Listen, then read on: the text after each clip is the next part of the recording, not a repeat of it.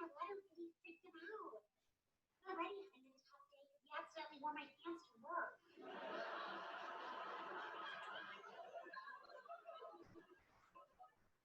Otherwise, he was upset they were bigger on him than me.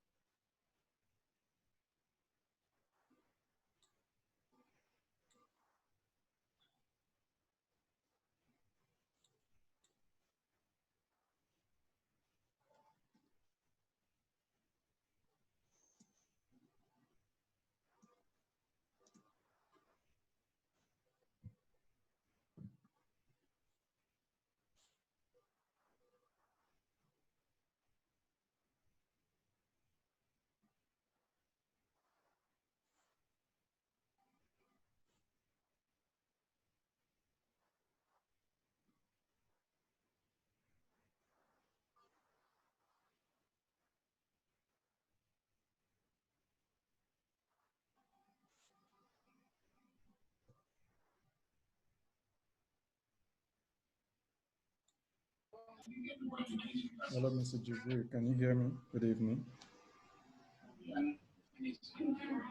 Hello, Mr. Jibril. Hello, Mr. Jibril.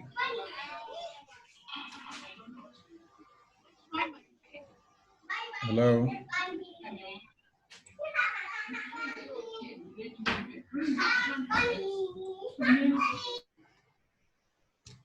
Hello, Mr. Jibril. Can you hear me? I didn't drink any more. I didn't.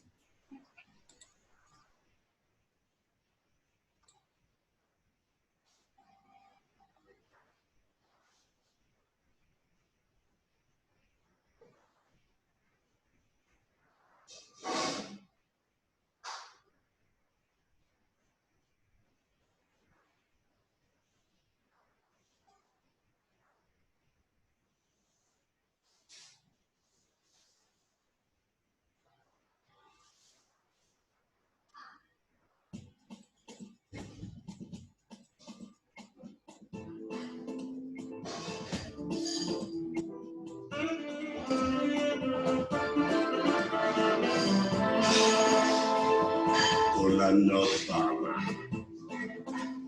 There was once a farmer who had a fine coconut farm. He was very hardworking and he found get good under his care. But he knew that his three sons were very, very lazy. They were lazy to work on the farm and were eager to make wealth fast. No, they were trying to make wealth fast through adventures, always talking big, always dreaming big. Ferrari dreams, big parties, and NSC, a chat, a blog 24/7. When the farmer was old and felt that his time had come to die, he called the three sons and said to them, "My sons, there is a pot of gold hidden in the coconut farm." What did I say? My sons, there is a pot of gold hidden in the coconut farm.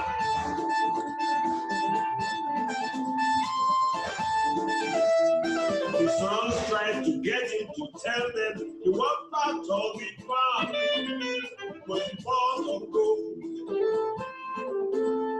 One said to him, Daddy, you know me, you love me, tell me the location now. Another one said, what's up, Daddy? Yeah, you know I'm your favorite, Daddy, tell me.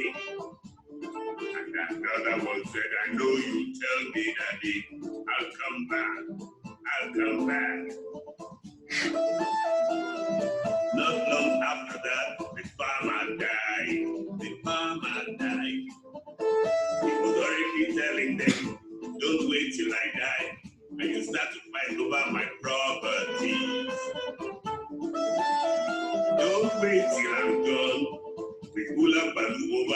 money.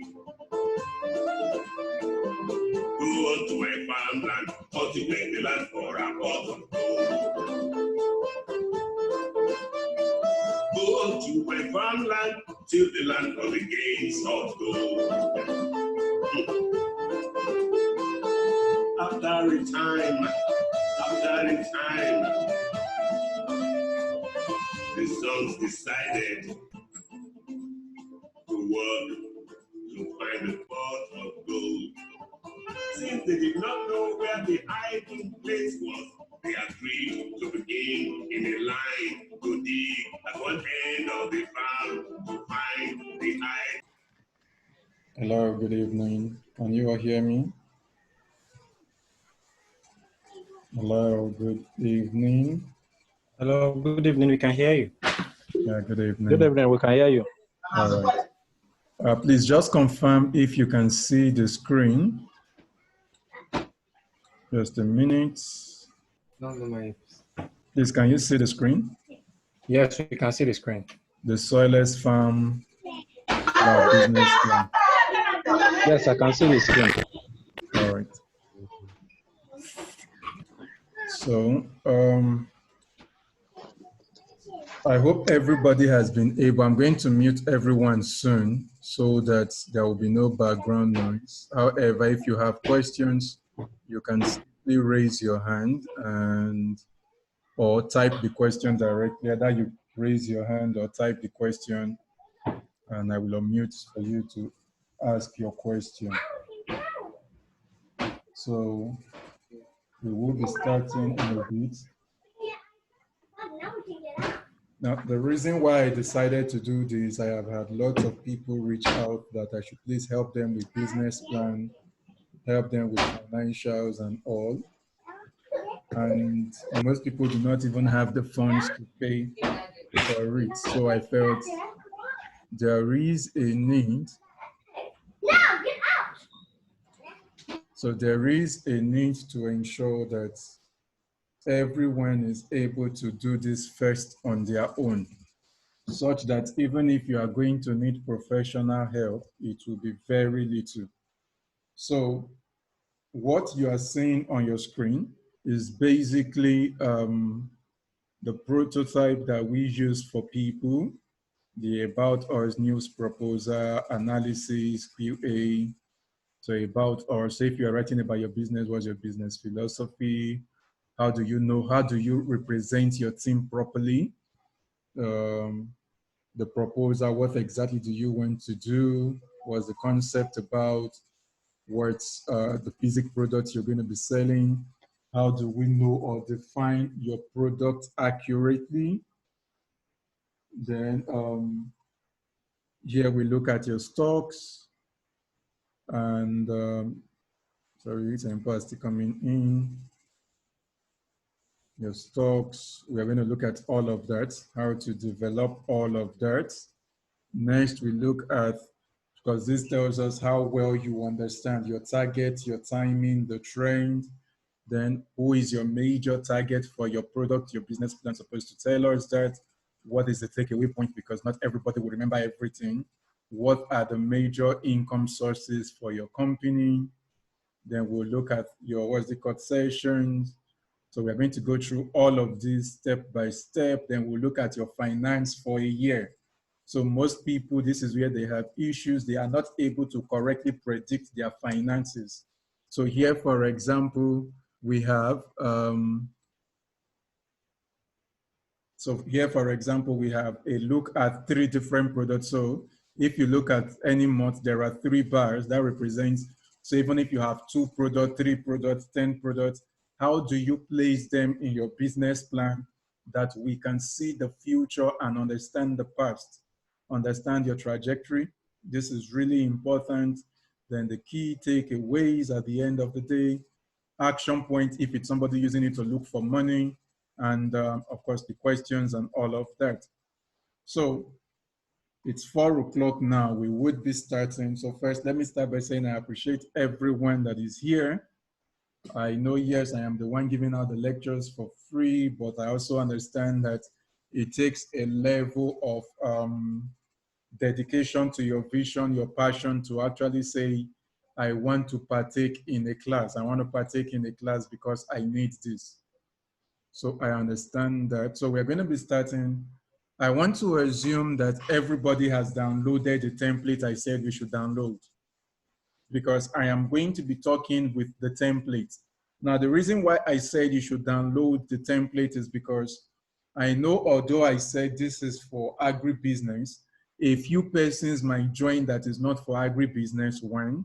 Two, I also realize the fact that some of us might want a business plan for different purposes, meaning not everybody wants a business plan to plan the future just of their business.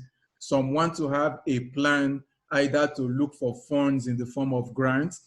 Some want to use it to get loan. I understand all of those dynamics. So the business plan I am going to be teaching us is a generalized one that on your own, depending on what the need is, you can easily re-strategize and use it for whatever needs to be done. I really hope that makes sense. Again, like I said, if you have questions, so let me open my chat room here, so in case people have questions, you can chat and just drop your questions and I would see it. If you have questions, please feel free to type it in. So we will be starting off with the Word document. We will be starting off with the Word document, the Microsoft Word. And the reason we are starting from that is because, so let me show us, for those of us that have not had the chance of downloading, most of the time, I hope you can see the screen, most of the time, the most important document when we are looking at a business plan is the financials. The most important document when we are looking at a business plan is the financials. You would notice from what I'm showing that this covers a 10-year financial period. Unfortunately, most people want to rush to fill up the financials. Now, the issue is if we rush to fill up your financials without first filling up that Microsoft Word document, there are many things we would overlook unknowingly. So there are many things we will be overlooking unknowingly because you will think, oh, I have done this, I have done that, and we want to try to avoid such scenarios. So we are going to try to walk through a proper financial plan that looks at the nitty-gritty. So we are going to look at the number of your staff. If you are a startup, we would help you draw up a financial plan or walk through setting up a financial plan for a startup. Our financial plan will cover things like your rent, your utilities, your administrative costs, your maintenance, your insurance, your transport, if you have subscription licenses, because I know that for some of our businesses, we have subscriptions we have to do. Maybe there is an association you belong to that means that you have to pay some money every month or every year. It needs to be represented. Your utilities, your electricity bill, your water bill, your gas, your internet, your telephone usage, all of these things must be covered. So we'll look at all of these, how to bring them in. We'll look at, so I said earlier, we'll look at your seasonality cost. So before we start, quick one, since the assumption is that everybody here, or most of us here, are in agribusiness. On the chart, type the area of agribusiness you belong to. Type the area of agribusiness you belong to. So I'm waiting for us to do that. On the chart, please type the area of the agribusiness value chain you belong to. For those of us that are not in agribusiness, also feel free to chart. Okay, thank you, Opeyemi Alaron. In agro processing, who else?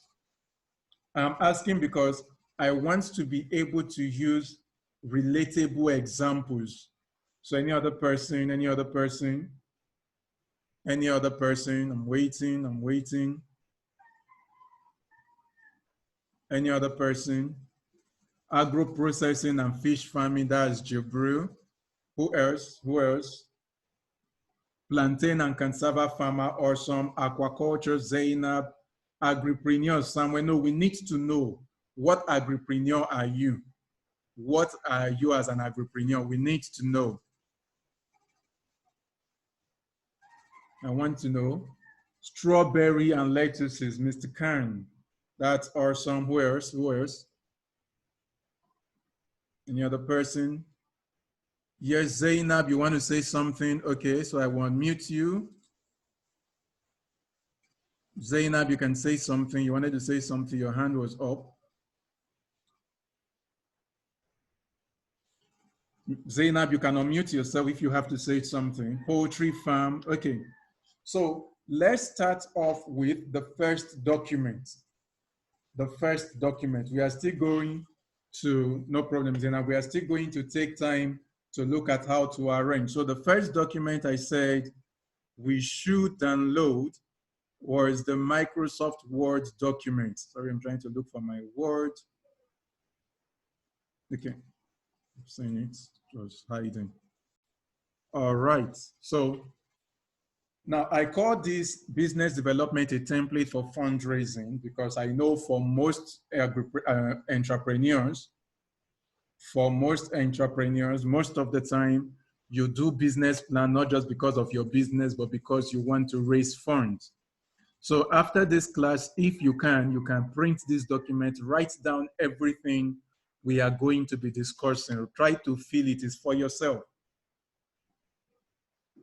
Okay, Mr. Samuel is still contemplating, okay.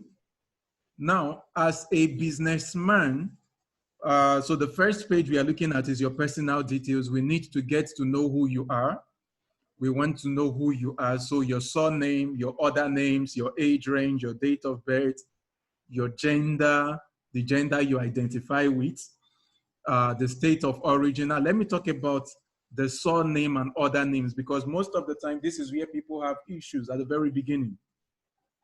Whenever you need to write your name in an official document, especially if it's a document you are going to use to look for funds, to apply for funds or for anything that is funds related, always ensure that the way you write out your name, corresponds with the identity card that you are going to be using. And now when we say identity card, let me bring it to Nigeria, for example. We have nationally acceptable identity cards, such as your driver's license, such as your international passport, such as our voter's card, such as the national ID card. Now, this is important when you are going to write your name. Let's take, for example, permit me to use somebody's name here.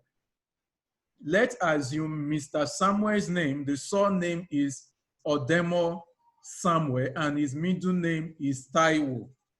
Now, if in your ID card it reads Odemo Taiwo Samuel, you must ensure that anytime you are going to apply or use your name in an official setting, it should follow same format. It should follow same format as much as you can. Next is your home address. Now, this is where some people make mistake. Your home address that we usually request for when it comes to business is different from your permanent home address. Your permanent home address could be in your village. It could be anywhere. Now, your home address is the address. Normally, it should be an address around the location of your business. So, for example, I am taking this, and my business operates in Abeokuta. My home address should not read Abuja. Then your state of residence, your email, your phone number, depending on the document you are filling, your personal bank name, account number, BVN. So let's go to the next one.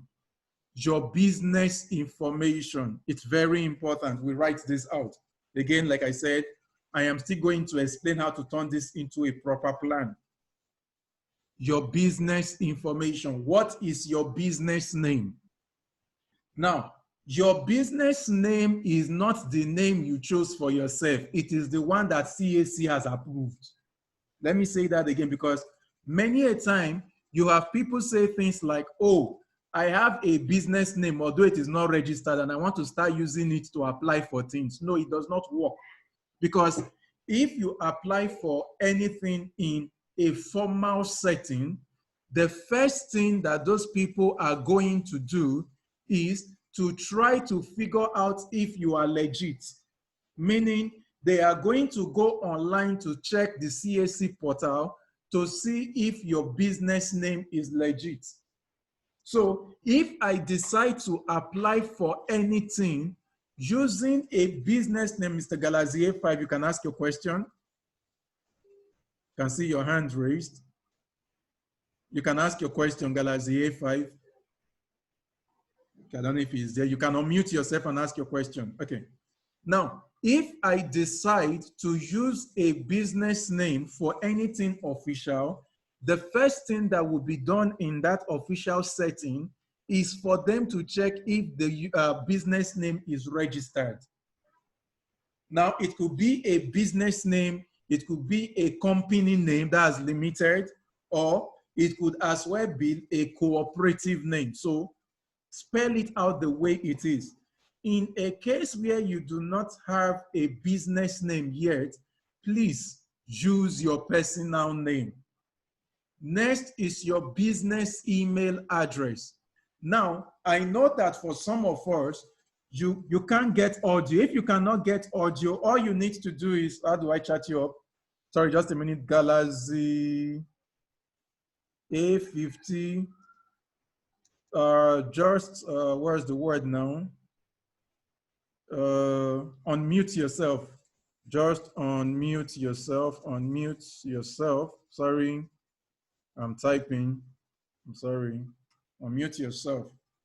Or dial in. Dial in via internet. Dial in via internet. Okay. So as I was saying, your business email address, it's important that you have a dedicated email address for business. Now, according to, when it comes to official setting, it is okay for you to mistakenly use your, what's the word now? To mistakenly use your business email for personal things. But it is not okay to use your personal email for business things. Remember, for those of us that follow politics, remember the issues, what's this woman's name? Hillary Clinton had, because she was using her personal email for official things. So even if right now you say you don't have a business name, get an email that is meant entirely for your business. You can register it as, for example, galaxya50@gmail.com, and let it be dedicated to business. Samuel Demo, yes, I'm with you. Ask your question. So let it be dedicated strictly to business. I say that again. It is not acceptable in the business sense to use your personal email to conduct business. Rather, have a business email for conducting business. Now, even if you do not have a business name yet, you can dedicate a special email, even if the email has to read johngide@gmail.com, let it be dedicated for strictly business. Then if you have your business website, fill it in. If you have a business address, fill it in. Now, your business address is not necessarily the address you used when you were registering for CAC, because it's possible when you were registering your CAC, you registered it in Abuja. Now you are operating in Lagos. So your business address should read Lagos, not Abuja. I hope that makes sense. Next is your business phone number. Very important. Again, it is not okay to use your personal phone numbers for business. You should get a line dedicated to business. This is very important because remember, in the financials, we are going to walk through how much you spend on recharge card in a year, how much we hope you are going to spend in the next 10 years. So if you do not have a line dedicated to business, we would not have a way of differentiating your business calls, your business recharge card purposes, your data for business from your personal. And if we cannot differentiate, at the end of the day, during audit, you will be told that you are owing your company. In case I forgot to say this at the beginning, you and your company are two different people. You are not your company. Your company is a separate entity on its own. The same thing, your business should have its own bank account. Now, again, I know some of us may not have a business name yet. In that case, open a separate account dedicated strictly for business. Have a business account dedicated strictly for business. Next is, what sector is your business in? So from the top of my head, I should be safe to say that your sector is agribusiness, agriculture. Next is, what is your business activity? So for those of us that have filled earlier what we do, what is our business activity? Let me see. So let's type, what is our activity in our business? What's our business activity? I'm waiting, please chat. Sorry, can I ask? Yes. Can I ask my question now? Yes, please. Okay. Thank you so much for the program so far. On this matter of business name. Yes, sir. Since we are talking about getting funds and preparing this business plan, am I in order if I register a company, but the company is not mainly on agribusiness? Agribusiness will be part of the business that I will be doing. Would there be anything wrong with respect to getting funds in that particular area? Okay, thank you. So let me answer that.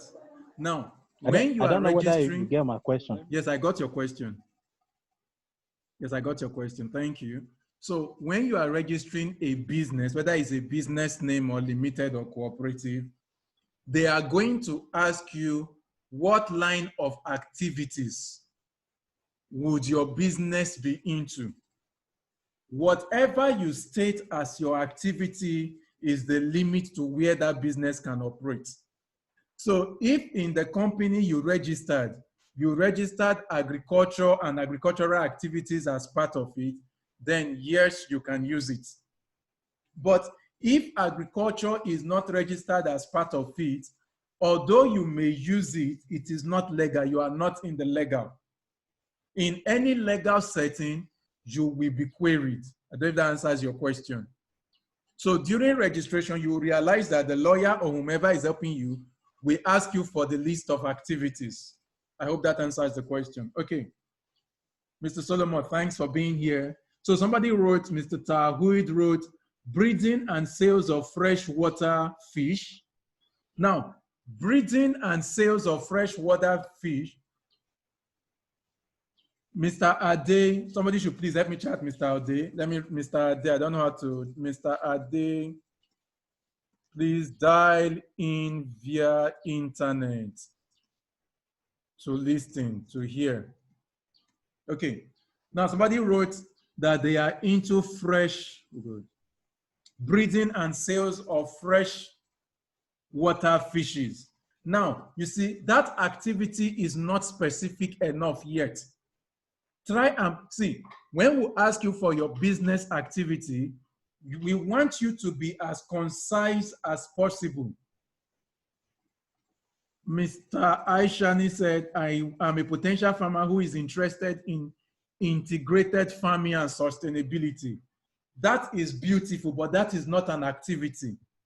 Now, when we say activity, we want to know what is the key thing that you do.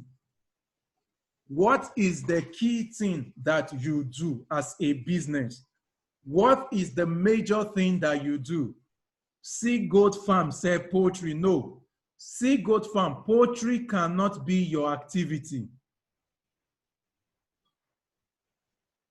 Poultry cannot be your activity, no.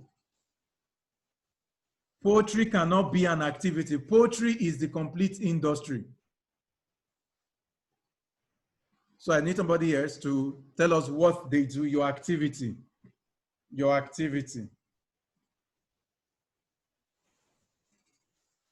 Mr. Tosin said hatchery, poultry, and processing.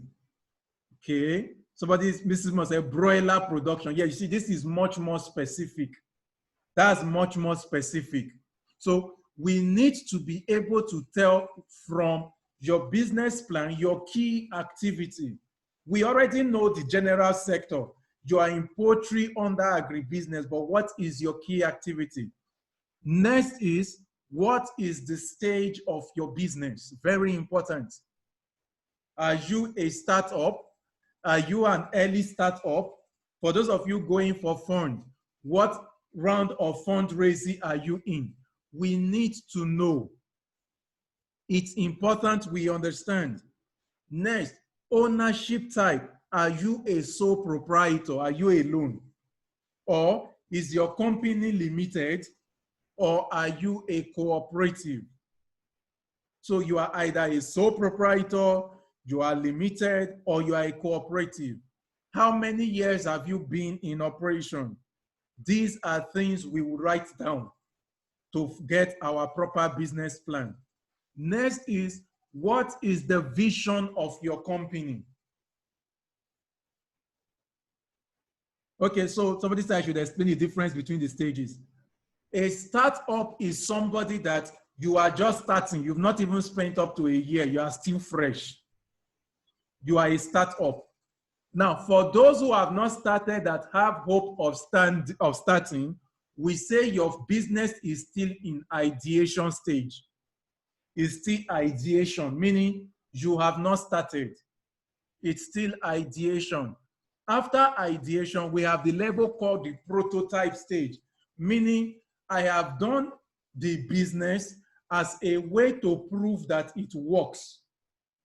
For example, I want to build machines, but I have built a smaller machine that people would see to know that this machine can perform this function. So there is the prototype stage. Then a startup is a business that is already set up, ready to start making profit. Take note, I did not say you are making profit. Once you are still less than a year, less than 3 years, you are still a startup because you are just starting. You are just starting. So you can be a startup company. It is fine. Then you might be somebody that is looking to upscale, meaning you have gone past 3-5 years in business. Now you want to expand. That is a different level. I hope that answers that. So I was looking at other information. What is your vision statement? Now, your vision statement in business is what you hope to achieve. We are not saying what you are doing yet. What do you hope to achieve? So for example, Seagold that is into broiler production. What is the vision? Why are you in broiler production? What is the vision for the company? What vision are you seeing for your company? What are you trying to achieve in that company? That is your vision statement. Your vision statement is not an essay. Few words that captures everything you are trying to achieve.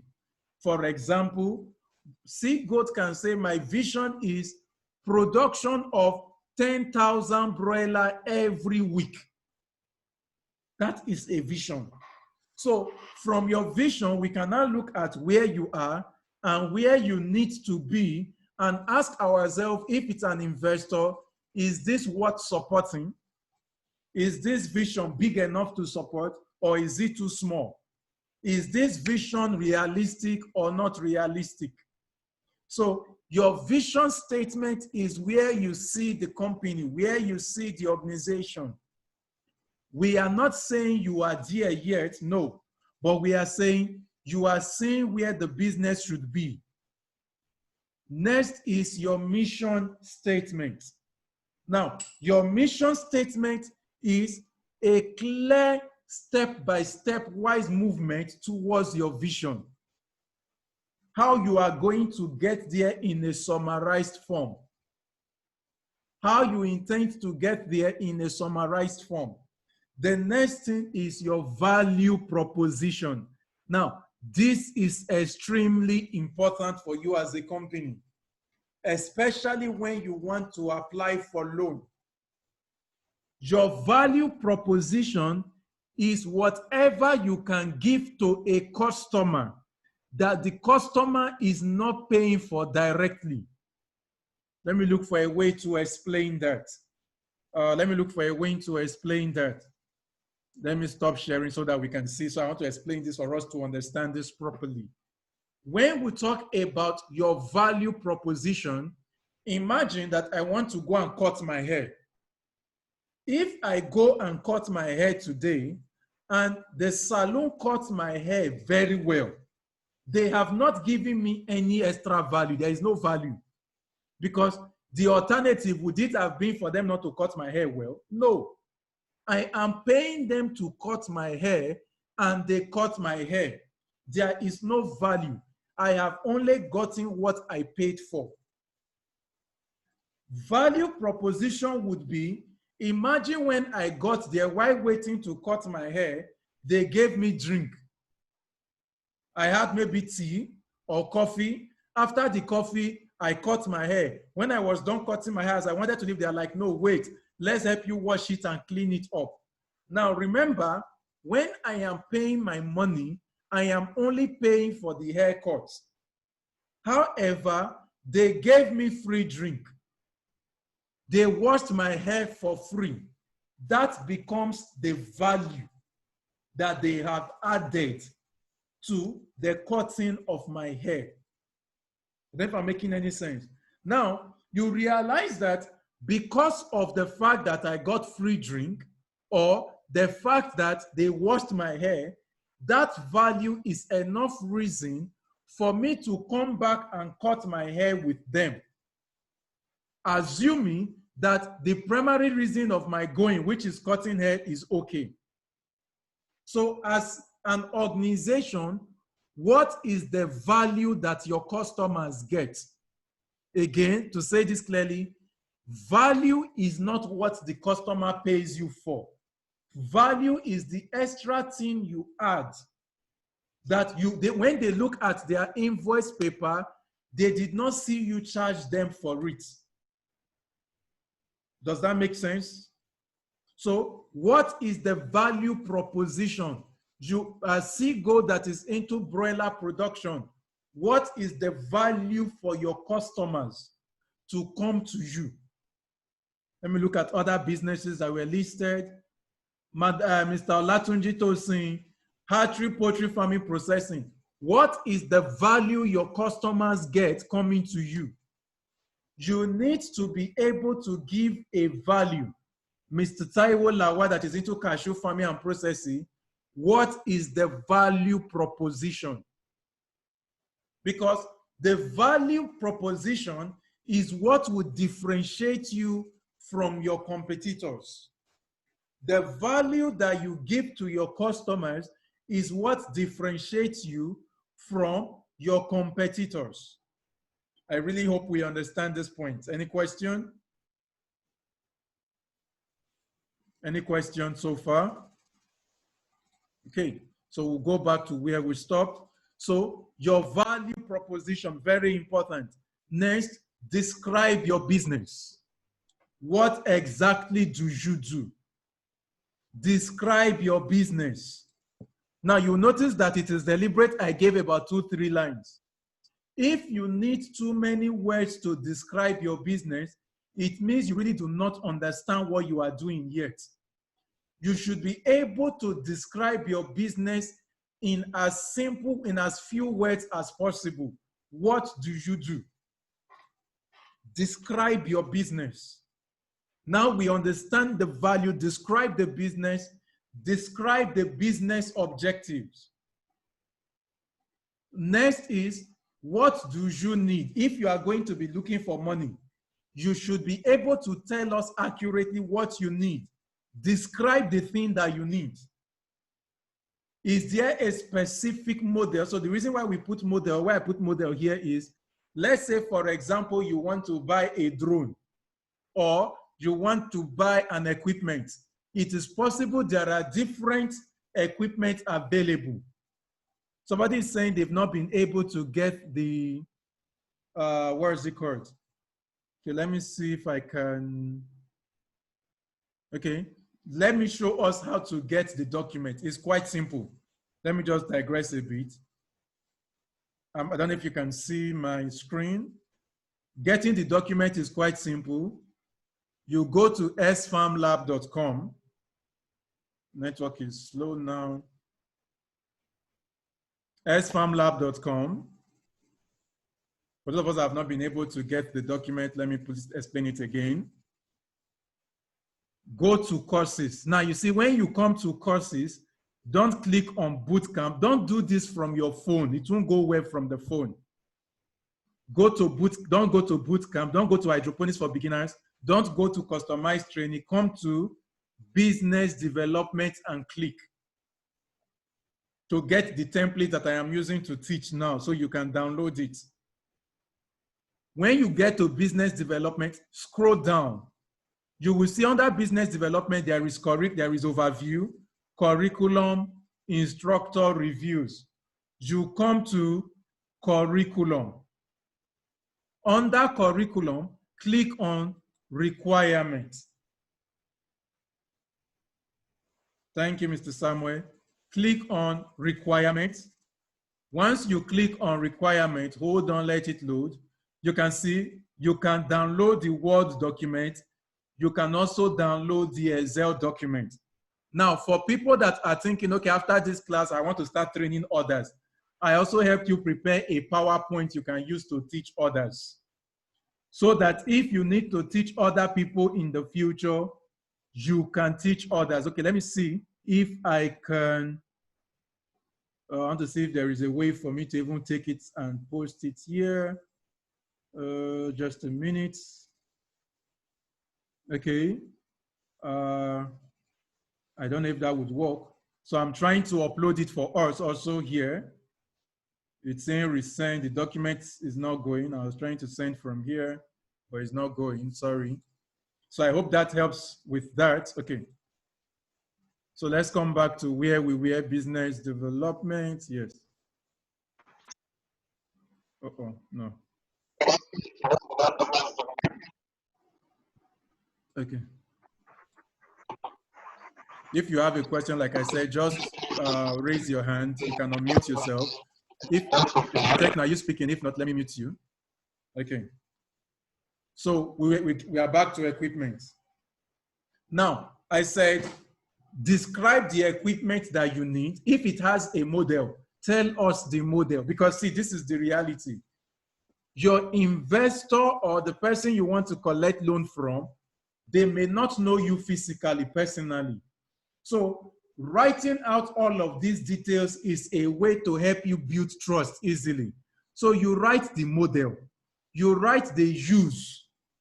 What are you going to use the equipment for? Because if you can, now there are times that you may say, okay, I need this kind of equipment, blah, blah, blah. The investor may be able to tell you, well, there is even a better equipment for this thing you want to achieve. Or there is another way you can achieve this thing without incurring this debt. Then the quantity, the unit price. The unit price is how much does it cost per one? How many do you need? What is the total amount? So this way, it is not ambiguous what you want. It is not ambiguous what you are looking for. Whomever wants to go through your document understands what you need immediately. Next is the working capital. Your working capital. Now, one of the reasons, I remember a few weeks ago, no, that was last year, not a few weeks, last year, that was a few months ago now, we were having a discussion. I was telling them the reason why most entrepreneurs borrow money and they find it hard to pay back is because They borrow money for fixed assets and they forget to worry about working capital. Your working capital is the money you need for your day-to-day running. This is especially true for startups. So you are someone that is a startup. You want to start, you are just starting up your company. You did not think about how much you are going to use for fuel. It's part of working capital. You did not think of how much you are going to spend on biro, how much ink you are going to buy, how much you are going to be paying for NEPA bill. I know they are no more called NEPA. How much does your electricity bill for those of us that are not in Nigeria? How much you are going to spend on transport? These are your working capital. You are planning for the year. You forgot to add the fact that you are going to have to service your generator maybe 6 times in the year or 12 times in the year, or for some people's case maybe 52 times in a year. Your working capital needs to be properly described. We need money for salary. We need money for this. Category, is it recurrent or is it once? Quantity, amount, we need to know. We need to know what you need the money for. We'll still come back here. Next is your product or service. So for some of us, what you are doing is a product. For some of you, what you are doing is a service. Now, for some of us, you are into product and at the same time, you are into service, whatever it is. So describe your product. So let me take an example. Who will describe their product for us or their service? Anybody? If you don't want to type, you can unmute yourself and describe your product or your service. The reason I prefer people typing is because most of the time you have to feel and write it out. So I want to see what you would have filled normally. Describe your products. Anyone, anybody? Anybody? I'm waiting. Anybody wants to describe their product for us or your service, what you sell? That thing that brings money into the company. I want us to describe it. Anybody? Ginger oleoresin. Okay, it's the preparation of oleoresin. It is produced by extraction of dried and unpeeled rhizome of ginger. This is ground to a moderately coarse. Okay, so this is not the product. That's Okpeyemi. Your product is the oleoresin, if I'm right. So if your product is oleoresin, describe oleoresin. Elliot Faminu, your product cannot, don't do private jet. I want us to make it open so that every other person can learn from it, if you don't mind. Somebody wrote smoked fish. Smoked fish cannot, what kind of smoked fish? Is it 5 kg smoked fish? Is it 2 kilograms smoked fish? That smoked fish, is there a percentage of dryness? So 2 kilogram, 90% dried or ginger peppered smoked fish. Describe the product. Sea gold, the dressed broiler you are selling, what weight? Is there a weight range? How do we identify? So you see, when we say describe your product, you must describe your product in a way that we will know. Now, number 2, let me also add this. In describing your product, you must try to avoid what we call technical jargons of your area. It's very important. Try to use the words that people can, where's the word now? Easily understand. Yes, I'll try and see if we can leave it available so people can download. So you must be able, good, okay, I mean good. You must be able to do it properly. Now, somebody wrote selling of ripe oranges, Shay. So your line is a product, you are not a service, because what you are selling is a product. It's a product. your category, it is a perishable product. It's a perishable product. Next is your cost price. I'm answering Sheyi now. Your cost price is a totality of everything that you spent to get that product to where it is. Most of the time, most entrepreneurs, when they calculate their cost price, they forget about hidden costs. What is hidden costs? So permit me again, so I want us to see ourselves as we discuss this. What is your hidden cost? Your hidden costs are those costs that are not directly seen, meaning in the lifeline of the product, you did not pay the money directly. However, it is a part of the process. So let's take, for example, that Mr. Sheyi has a shop. If you have a shop where you sell your oranges, the rent of your shop is a hidden cost, because you will agree with me that the person you are paying rent to, if it is annual rent, does not come every day to collect rent. Now, what then do you do with a hidden cost? It is simple. You need to now ask yourself, how many oranges am I likely to sell in a year? So let's assume in a year, you are going to sell, let's say, where's our whiteboard? So let's say in a year, Mr. Okpeyemi is going to sell, I'm trying to do erase. So clear everything, okay? So let's say in a year, Mr. Okpeyemi will sell 10,000 oranges in a year. Now, let's assume the rent for Mr. Okpeyemi is, I don't know, just an assumption, 200,000 per year. Now, for me to be able to calculate how much I spend for every orange that I sell, I must be able to calculate how much is the rent. I would say 200,000 naira divide by 10,000 naira. If my math is correct, I hope my math is correct, that comes to 20 naira. What this means is this: anytime I am going to sell my orange, I must account for 20 naira for rent. So your hidden costs are those costs that you are not paying for every day, but you must account for them in your total cost. Your recharge card money must be accounted for. Your data money must be accounted for. I don't know if I'm making any sense. Every little money that you spend must be accounted for. I hope this makes sense. Next is your total. So your total is how many, what is the quantity of what you will sell per year? The quantity of what you will sell per year.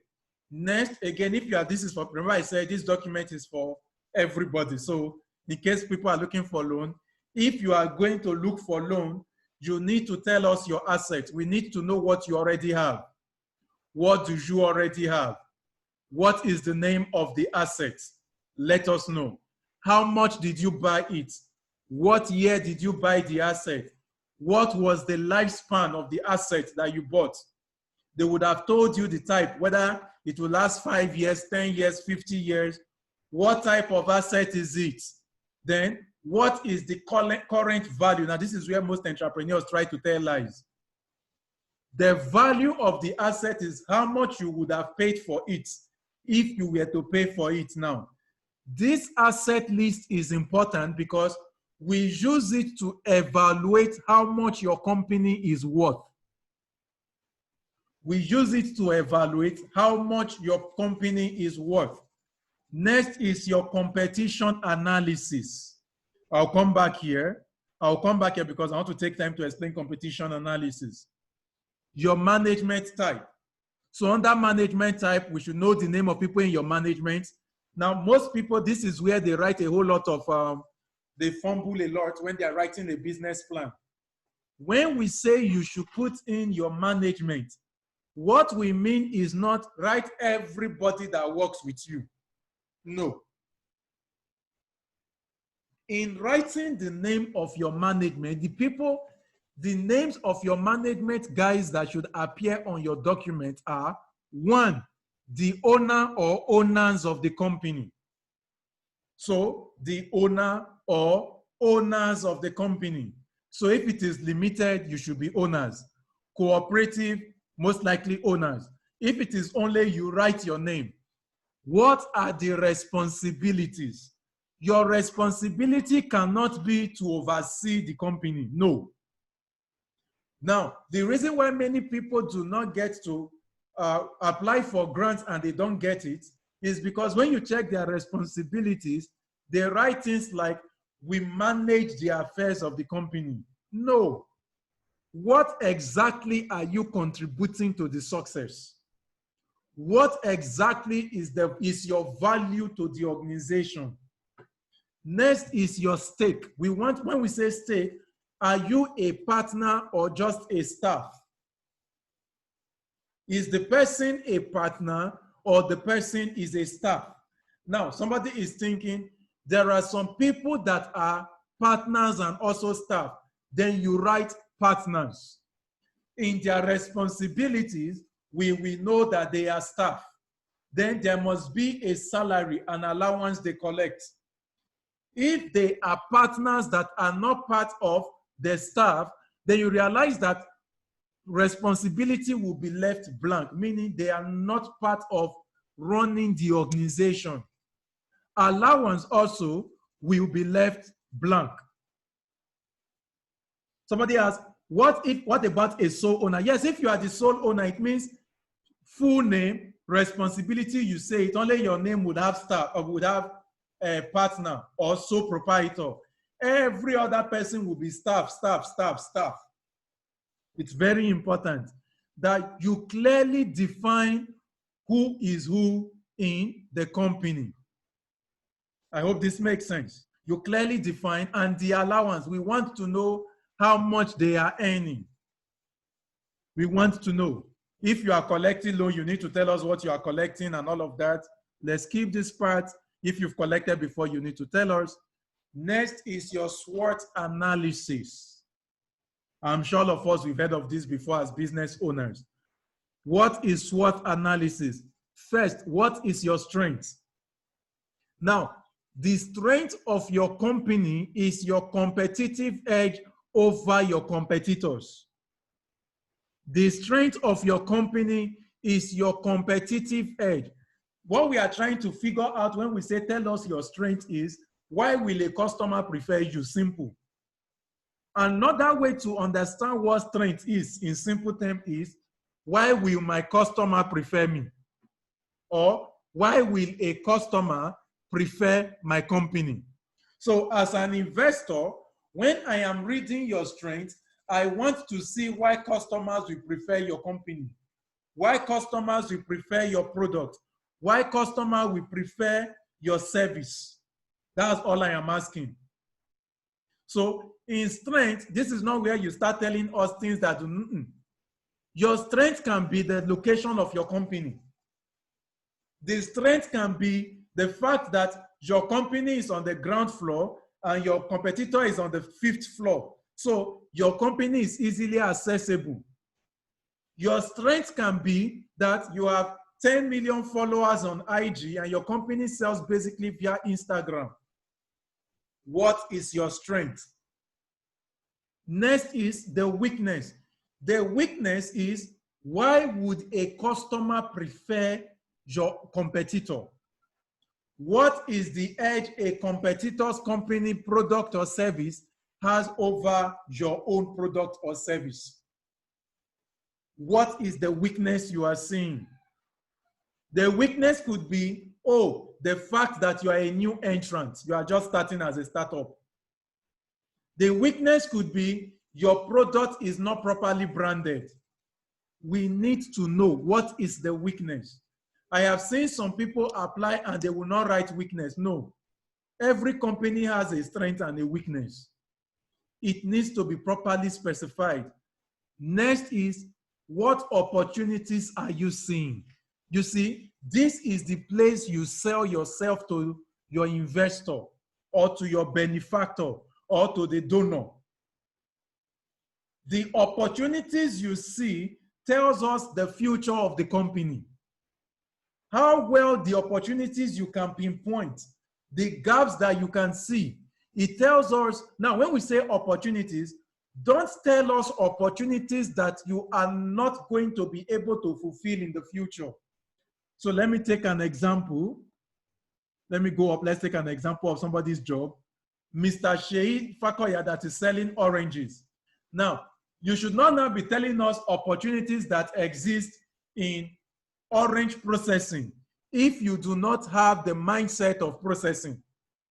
Or Mr. Shei now starts telling us there are opportunities that exist in strawberry production, but Oga, you are in oranges. So the opportunities that you must tell us should align with your organizational vision. It must align with your organizational mission. It must align with the objectives of your organization. I hope this makes sense. I really hope somebody understands what I'm trying to explain. So opportunities is where you try to sell us to believe that you know what you are doing and there is a future in what you are doing. I hope that makes sense to us, please. So next is, what are the threats that you see? What are the threats that you see? Now, it's important because some people would say, no, in my own case, there is no threat. Then you don't understand your business.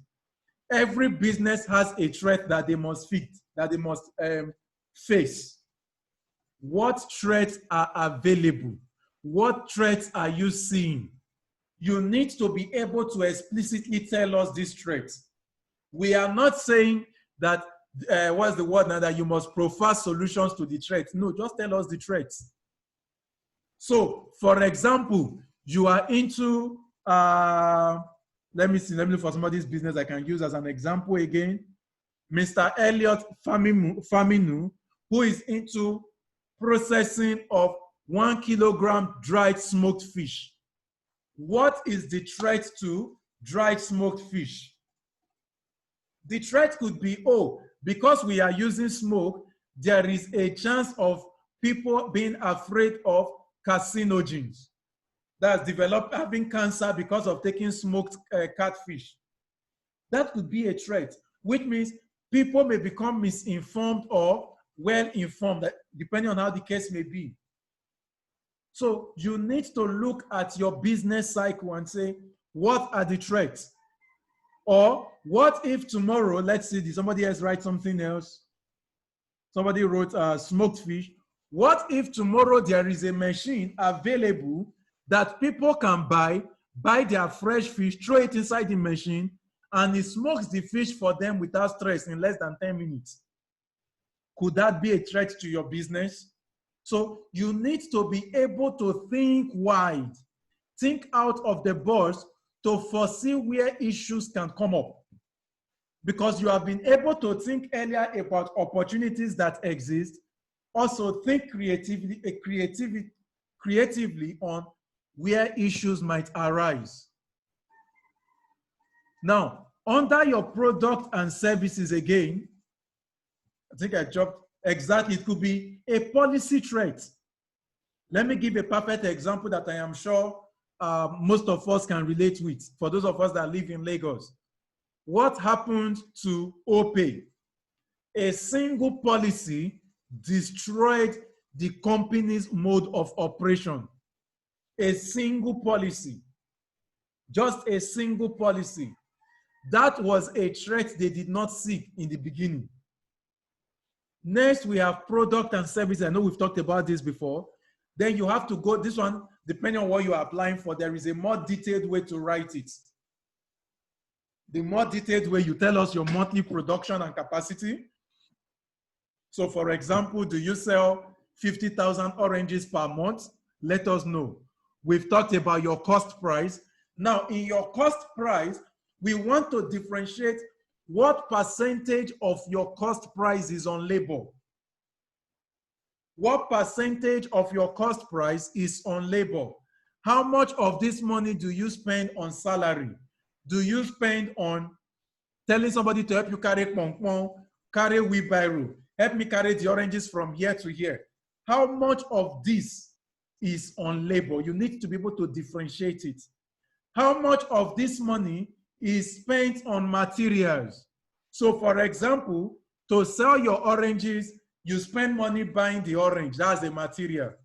You will buy the nylon, that's a material. Do you understand what I'm saying?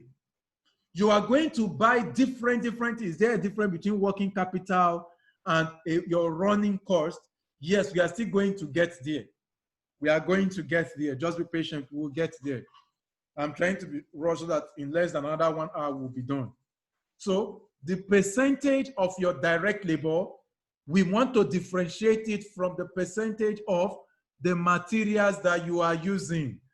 The nylon you are using to carry the oranges, how much are you spending? We want to know. And if that makes any sense. It is different now. Your materials used cost is different from the amount you spend on your fixed assets. So for example, the cost of your knife, you don't buy knife every time you buy oranges to peel. It doesn't fall in here. I hope this makes sense. I hope this makes sense. Next, we go to competition analysis. Yes, I paused deliberately because I wanted to explain this competition analysis properly so that we would understand. So permit me again to come to whiteboard. Let me use whiteboard to explain this. So let me see, just a minute. Okay. Sorry, I'm trying to draw. I hope we can see this cycle. I hope we can see the cycle. Just permits the diagram the way it is. So let's call here A. Let's call here B. Let's call here B. I have to put a small one in the middle. Okay, I'm sure we can see this. Now let me explain this. When it comes to competition, most of the time, people wrongly define their competition. Hence, you see them fighting people who do not even know they exist. Okay, let me put this in a way that will make sense. The first kind of competition we have are people that we have what we call same product. Number one, let me make this bigger a bit so that it can fit in there. So it can fit in there. Okay. So number one, I said, we have what we call when you have same products. Number two, we have same customers. I would explain just a minute. Customers. No, the whiteboard is not an app. It comes with the Zoom. It's part of Zoom. So let me explain. Number one, there are people that you have. Okay, let me start with here. There are people that you have the same customers, but different products. I say that again. There are competitions where you have the same customers, but you have different products, meaning your customers are the same, but the products are different. So there is a competition of the same customers, different products. For example, the man that is selling fish, there was somebody that sells fish. Can I remember who sells fish? Sea goat, for example, sells fish. Let's imagine where he is shading his fish, next to him is the man selling oranges. An example. You realize that the customer that is coming, he is coming to buy fish or he's coming to buy orange. Now, you have the same customer, but you are not competing when it comes to product. Very important. You have the same customer, but you are not competing when it comes to product. Usually, we advise when you are going to site a shop or anything, if possible, look for somebody that your product complements. I hope somebody gets that. Look for someone that your product will complement their product. So we are not selling the same thing, but somebody buying your product will most likely buy my product. Even market women understand this. Unfortunately, most of us that are educated entrepreneurs do not understand. Good, like beans and bread. The person selling beans, look for a place where they say ewa going. You will notice that the next person that will come there quickly is somebody that sells bread.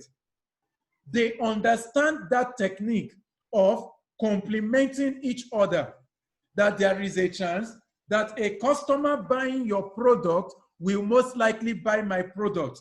So we have the same customer, but different products.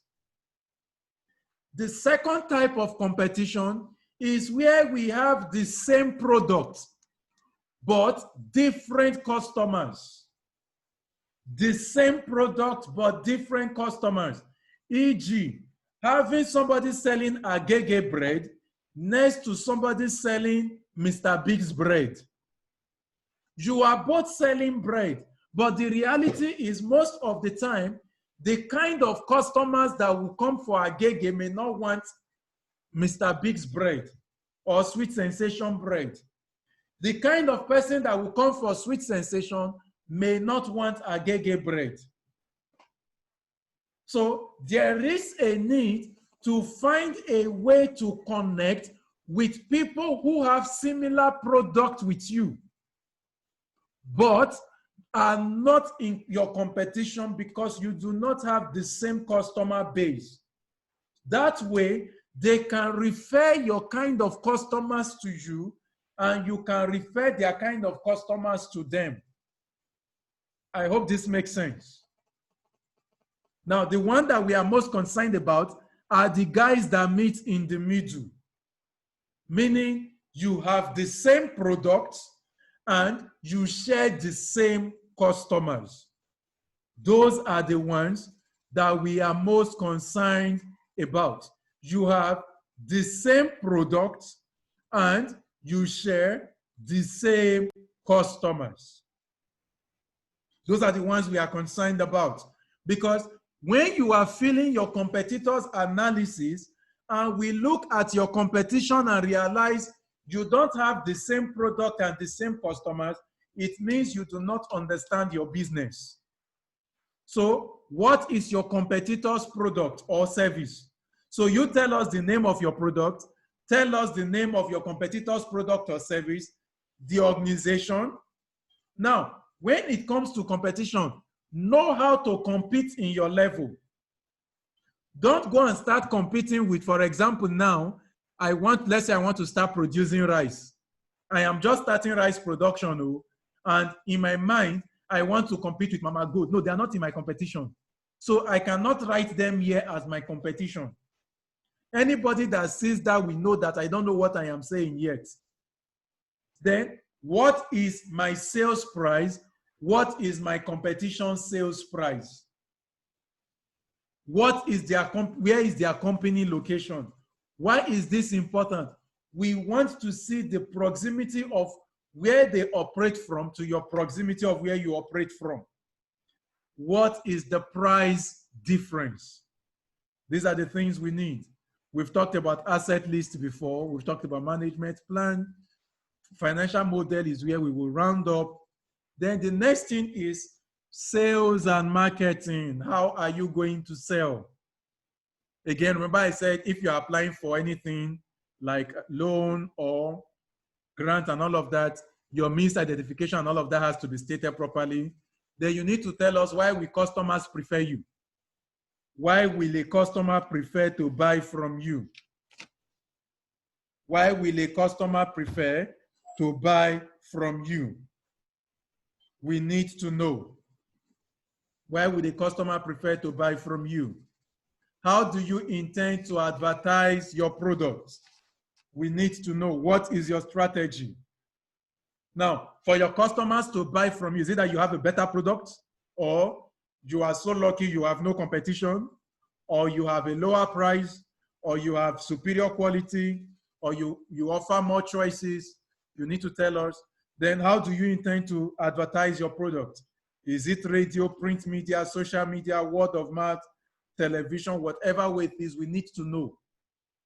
We don't want to assume, because when we are seeing your financials and you are telling us you were selling 50 before, 50 kilograms of fish before, but you are suddenly going to start selling 10,000 kilograms. We need to know, how do you advertise? Then how do you sell your products? Are you selling directly? Are you selling online? Or are you selling via third-party platform, like putting them on Jumia, Konga, and so on and so forth? Or do you have a store where they come into to buy? Or do you have distributors or agents? Or are you exporting? We need to know. So we'll come back to all of this. So let's go straight to the financials. So you can ask your questions quickly. You can ask your questions. Let's pause, ask your questions before we go to the financials. Let me give 1 or 2 people to ask questions. If you have questions, ask your questions, so that I will know that you're actually following. Okay, I want to be sure that we are still here, so it's not like I'm talking to myself. If we are still online, just type yes, something, just say anything, yes, I'm online, yes, anything, thumbs up, anything. I'm waiting to be sure that we are still here. See, thank you, just say yes. If you are still here, just say yes, thumb up, anything. Mr. Samuel, you can ask your question via audio. I want to be sure we are still here. Okay, we are still here. And Hello, I hope we have all been able to, okay, Mr. Odemo, with you, ask your question, please. Thank you so much. I'm really enjoying the program.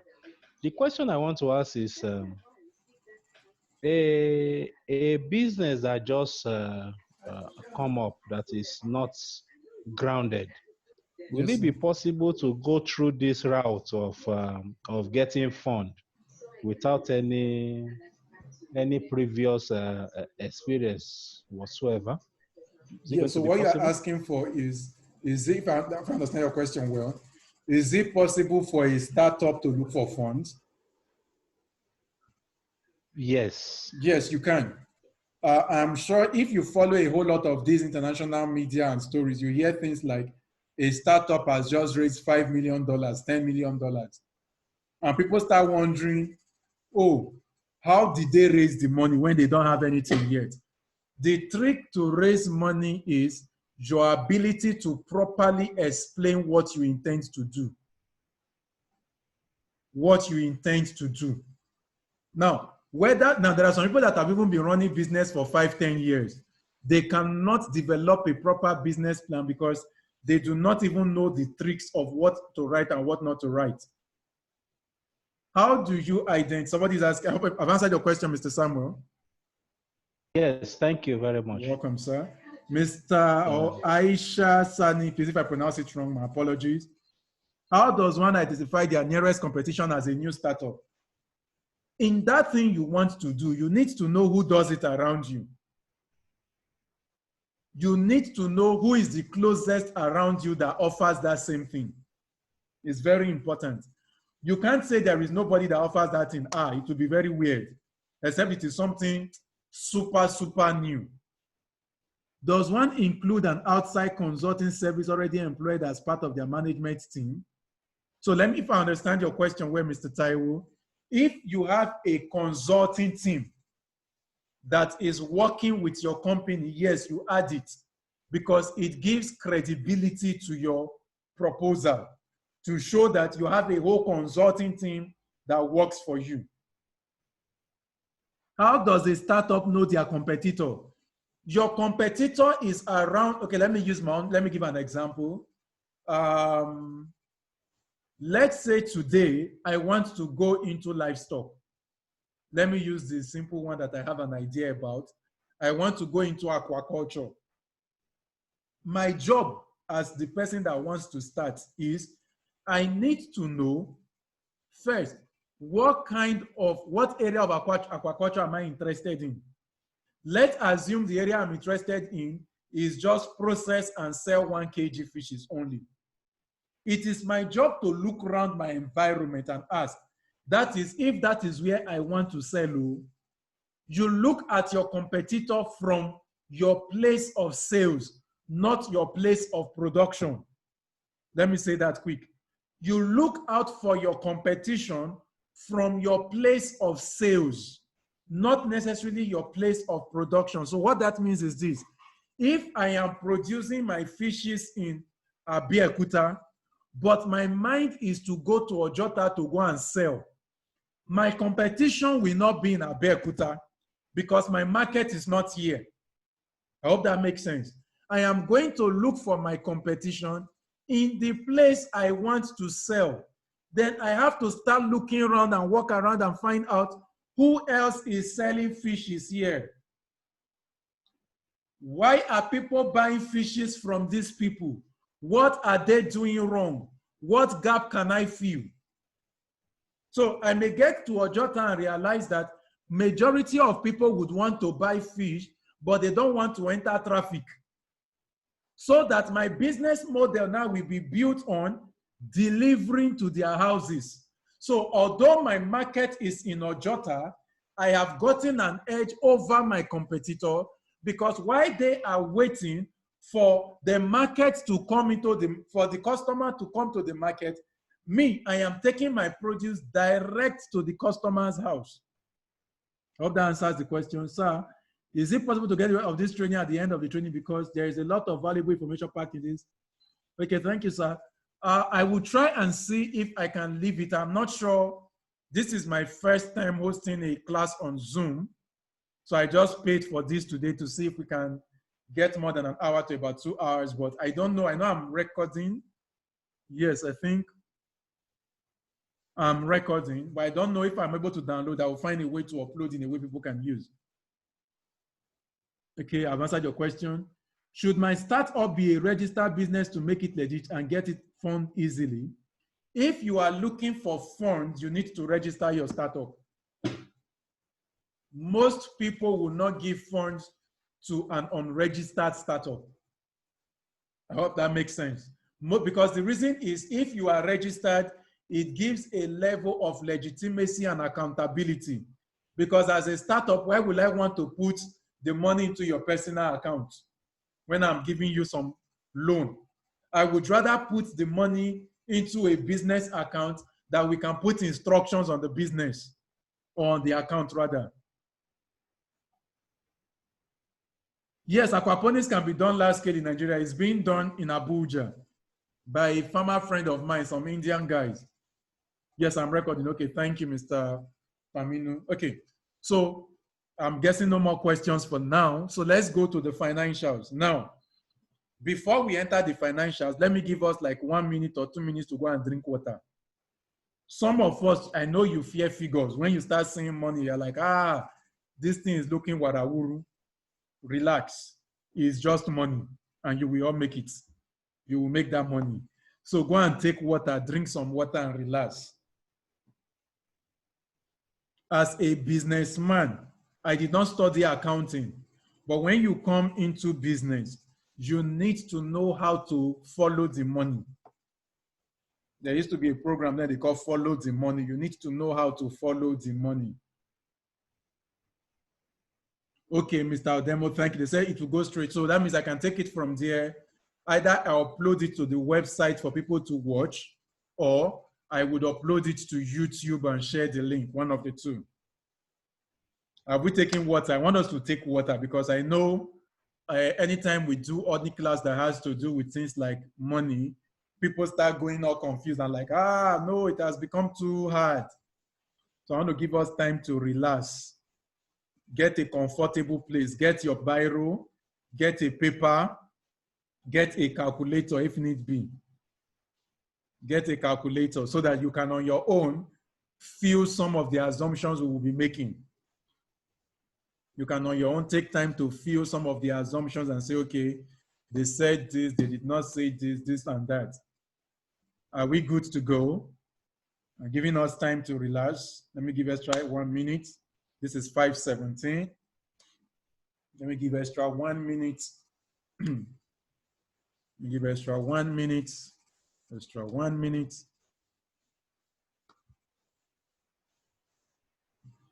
If you have questions, you can ask.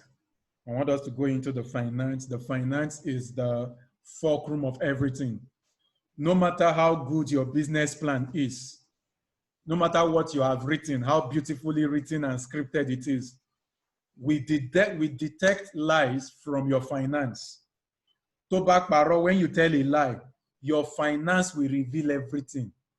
The financial statement of your business will tell us whether you have lied or not.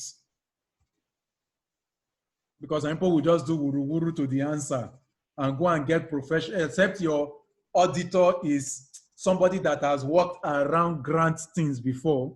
We know when it has been edited to align and the loopholes will start showing up. Okay, so we are good to go. Welcome back, everyone. So we start off with the financial model. Now, the reason why I put this template down for us is because I know that some of us, by God's grace, you will be applying for grants, funds from different parts of the world. So this has already been done in a way that you can pick any country of your choice. Okay, I thought it wasn't showing. Let me look for, I know most people will be looking for US. I'm trying to see. I can't find US, but let me just, okay, no, I know most people, nobody will apply to Chad. What is thinking, who will apply to Chad?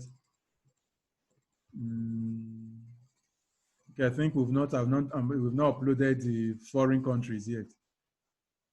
So what I just want you to notice is whichever country you pick, it will automatically give you the currency of that country. It will automatically help you feel, yes, this template is part of the download. It is there. It is the one labeled Excel, financial something Excel. So you will see it automatically fill, but let's come to Nigeria. Let's come to Nigeria.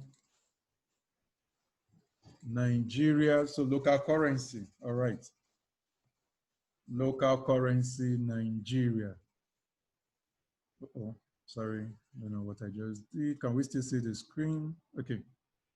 Local currency, Nigeria. The template is there. Let me see, just a minute. Somebody's asking.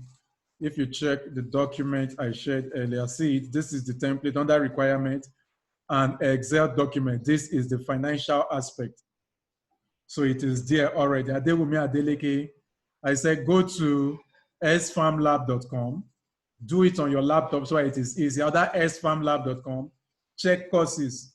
Under courses, you will see business development, click on it. Then scroll down and click on curriculum. Once curriculum opens, click on requirements. Under requirements, you would see this. Okay. So let's come back to financials. Now there is a need, first thing first, tell us your product or service. What are you trying to write? Now here, I assume you'll be at most 3 products. If yours is more than 3, then you can increase it. So I assume 3 products. So let's use anybody that wants us to use their business. You must be a fast typer. I need 2 people. Let's work with 2 people. Give us your business, the product or service, the product or service. Any 2 persons that want us to use their product or service to build a business case, just type it quickly, please. You have less than 30 minutes to go. Oleoresin, I don't know what that. I don't know what. Okay, you are here anyway. We will use oleoresin. Greek extension, no, we need, what is that? A service? Oranges. So let's pick oranges. Oranges. Okay. So let's use this too. Okay, thank you, Mr. Demo has picked it for us, so you can easily click and download. We've already picked, okay, let's just write meat, though we may not be able to work with everybody's on, but let's put it. Now you will notice that on the template, I have already helped you input some basic figures, so you don't have to start thinking. Your company tax rate, if your company is registered, is 5%. Your bank interest rate for the money you put in the bank that is fixed is 5%. I have helped you calculate inflation rates generally, 12%. Depreciation, which means for major equipment that you have, every year they keep getting worn out and worn out. So, oh yes, we can update this to 7%. That's true. I think it's now 7 point something. Yes, please help me turn this to 7 on your side. Thank you. I think 7.5 now, if I'm not wrong. It is well, we'll make it as entrepreneurs. Thank you, Mr. Shei. Okay, let's go back. Your building depreciation is 5% annually. Furniture is 15%. Equipment machinery is 25%. Vehicles is 20%. Now, let me explain what this means.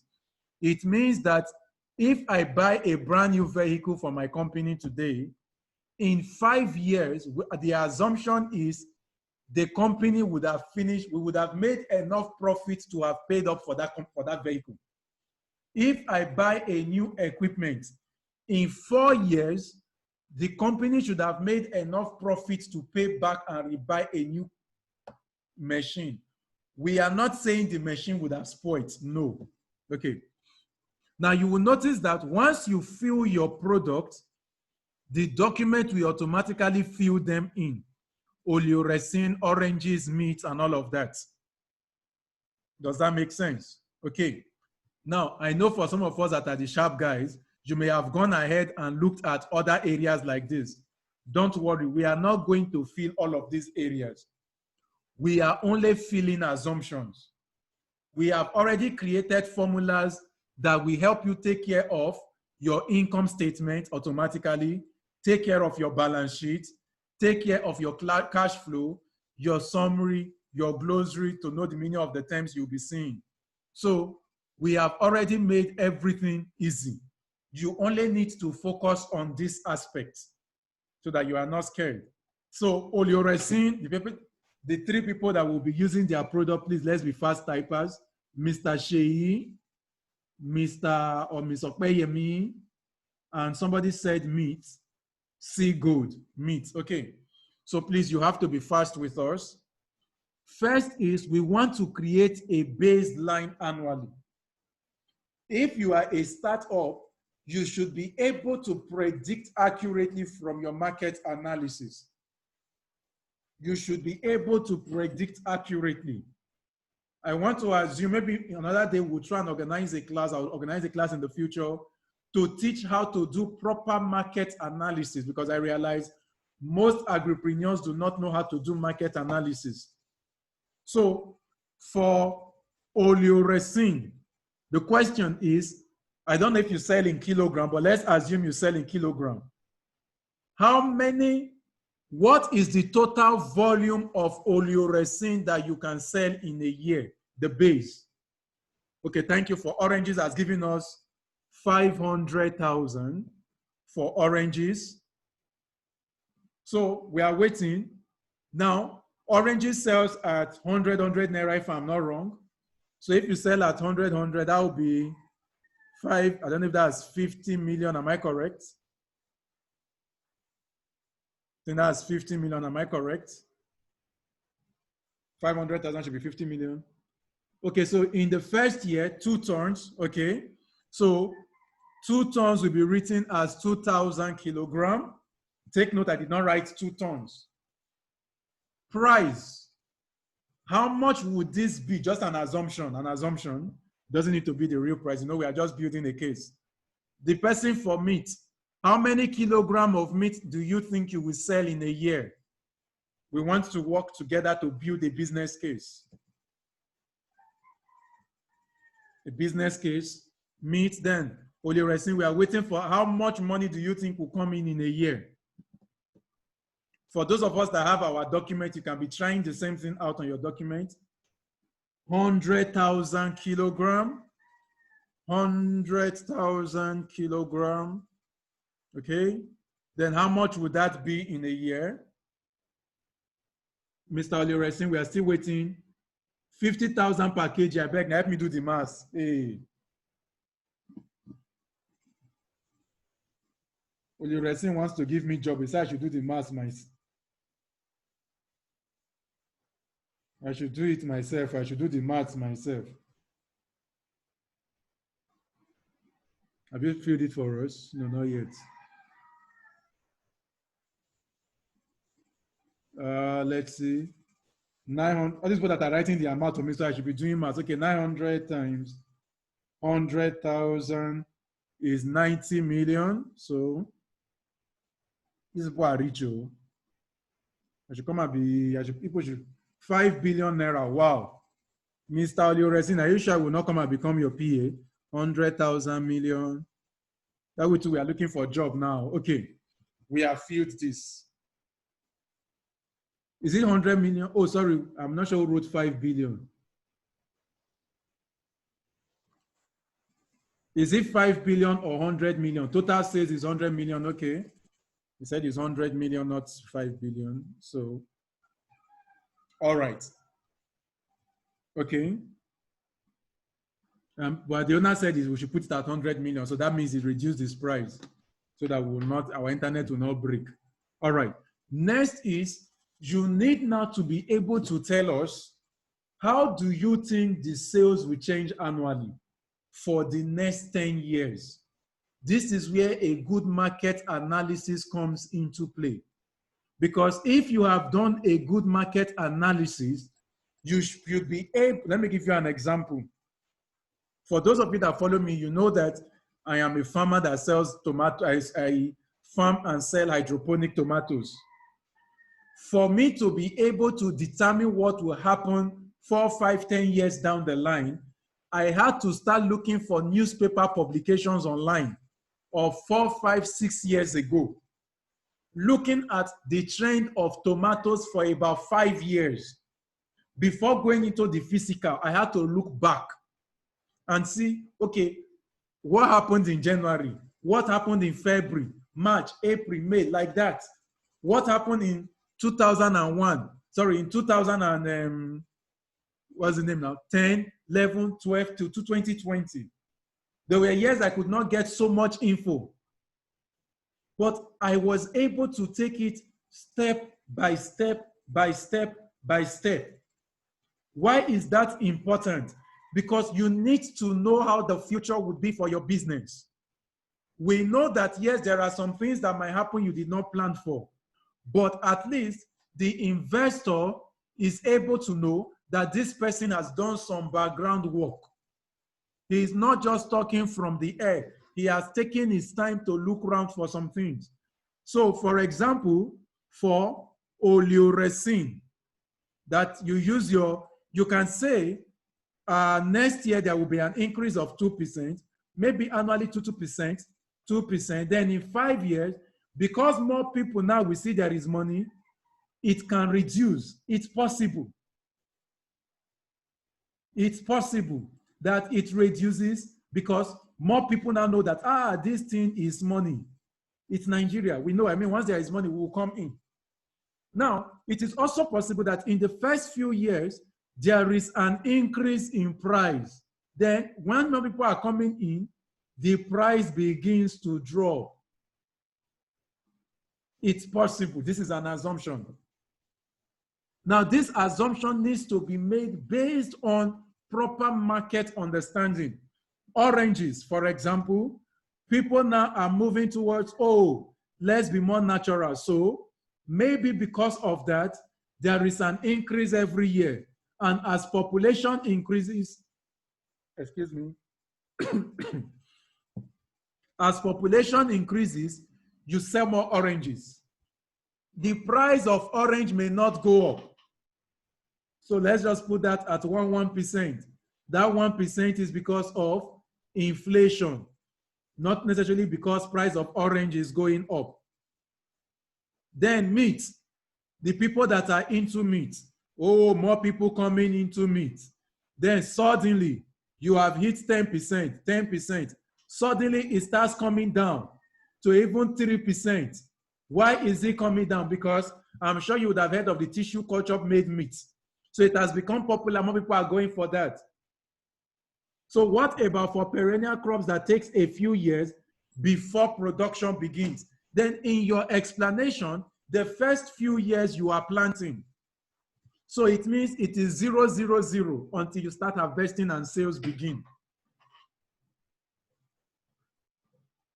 How do we record for this spreadsheet? I'm not sure I understand the question, Mr. Taiwo Lawab. You can use, okay, how do you record the perennial? So for example, let's imagine this was this thing, this would be 0.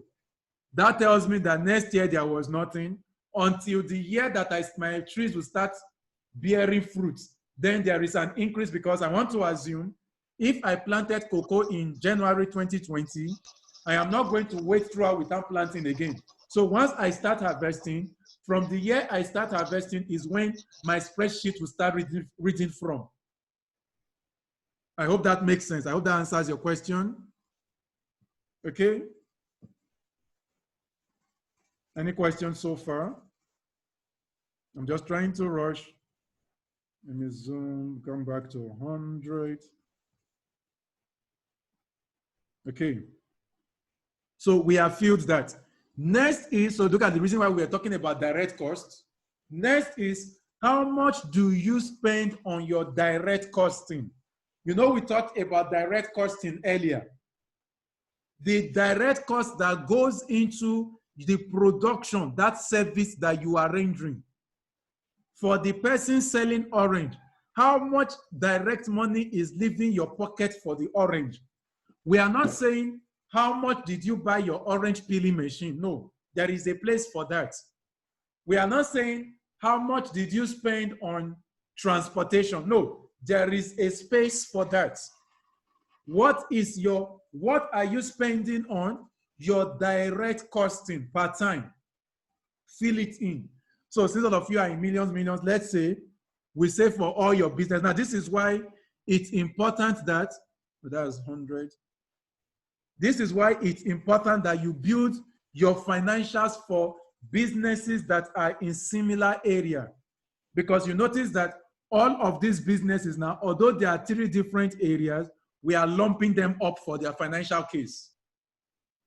How much do you spend on salaries per annum? We want to know. So let's say per annum, because your business is making over 200 million. So let's say per annum, you spend an approximate 8 million per annum. Then how much is your rent? Let's say your rent is 2 million per annum. Now, how much is your utilities? Utilities is your phone call. Do you make phone calls? Write out how much you will spend on recharge card. How much do you spend on data? These are things you need to know. It's very important.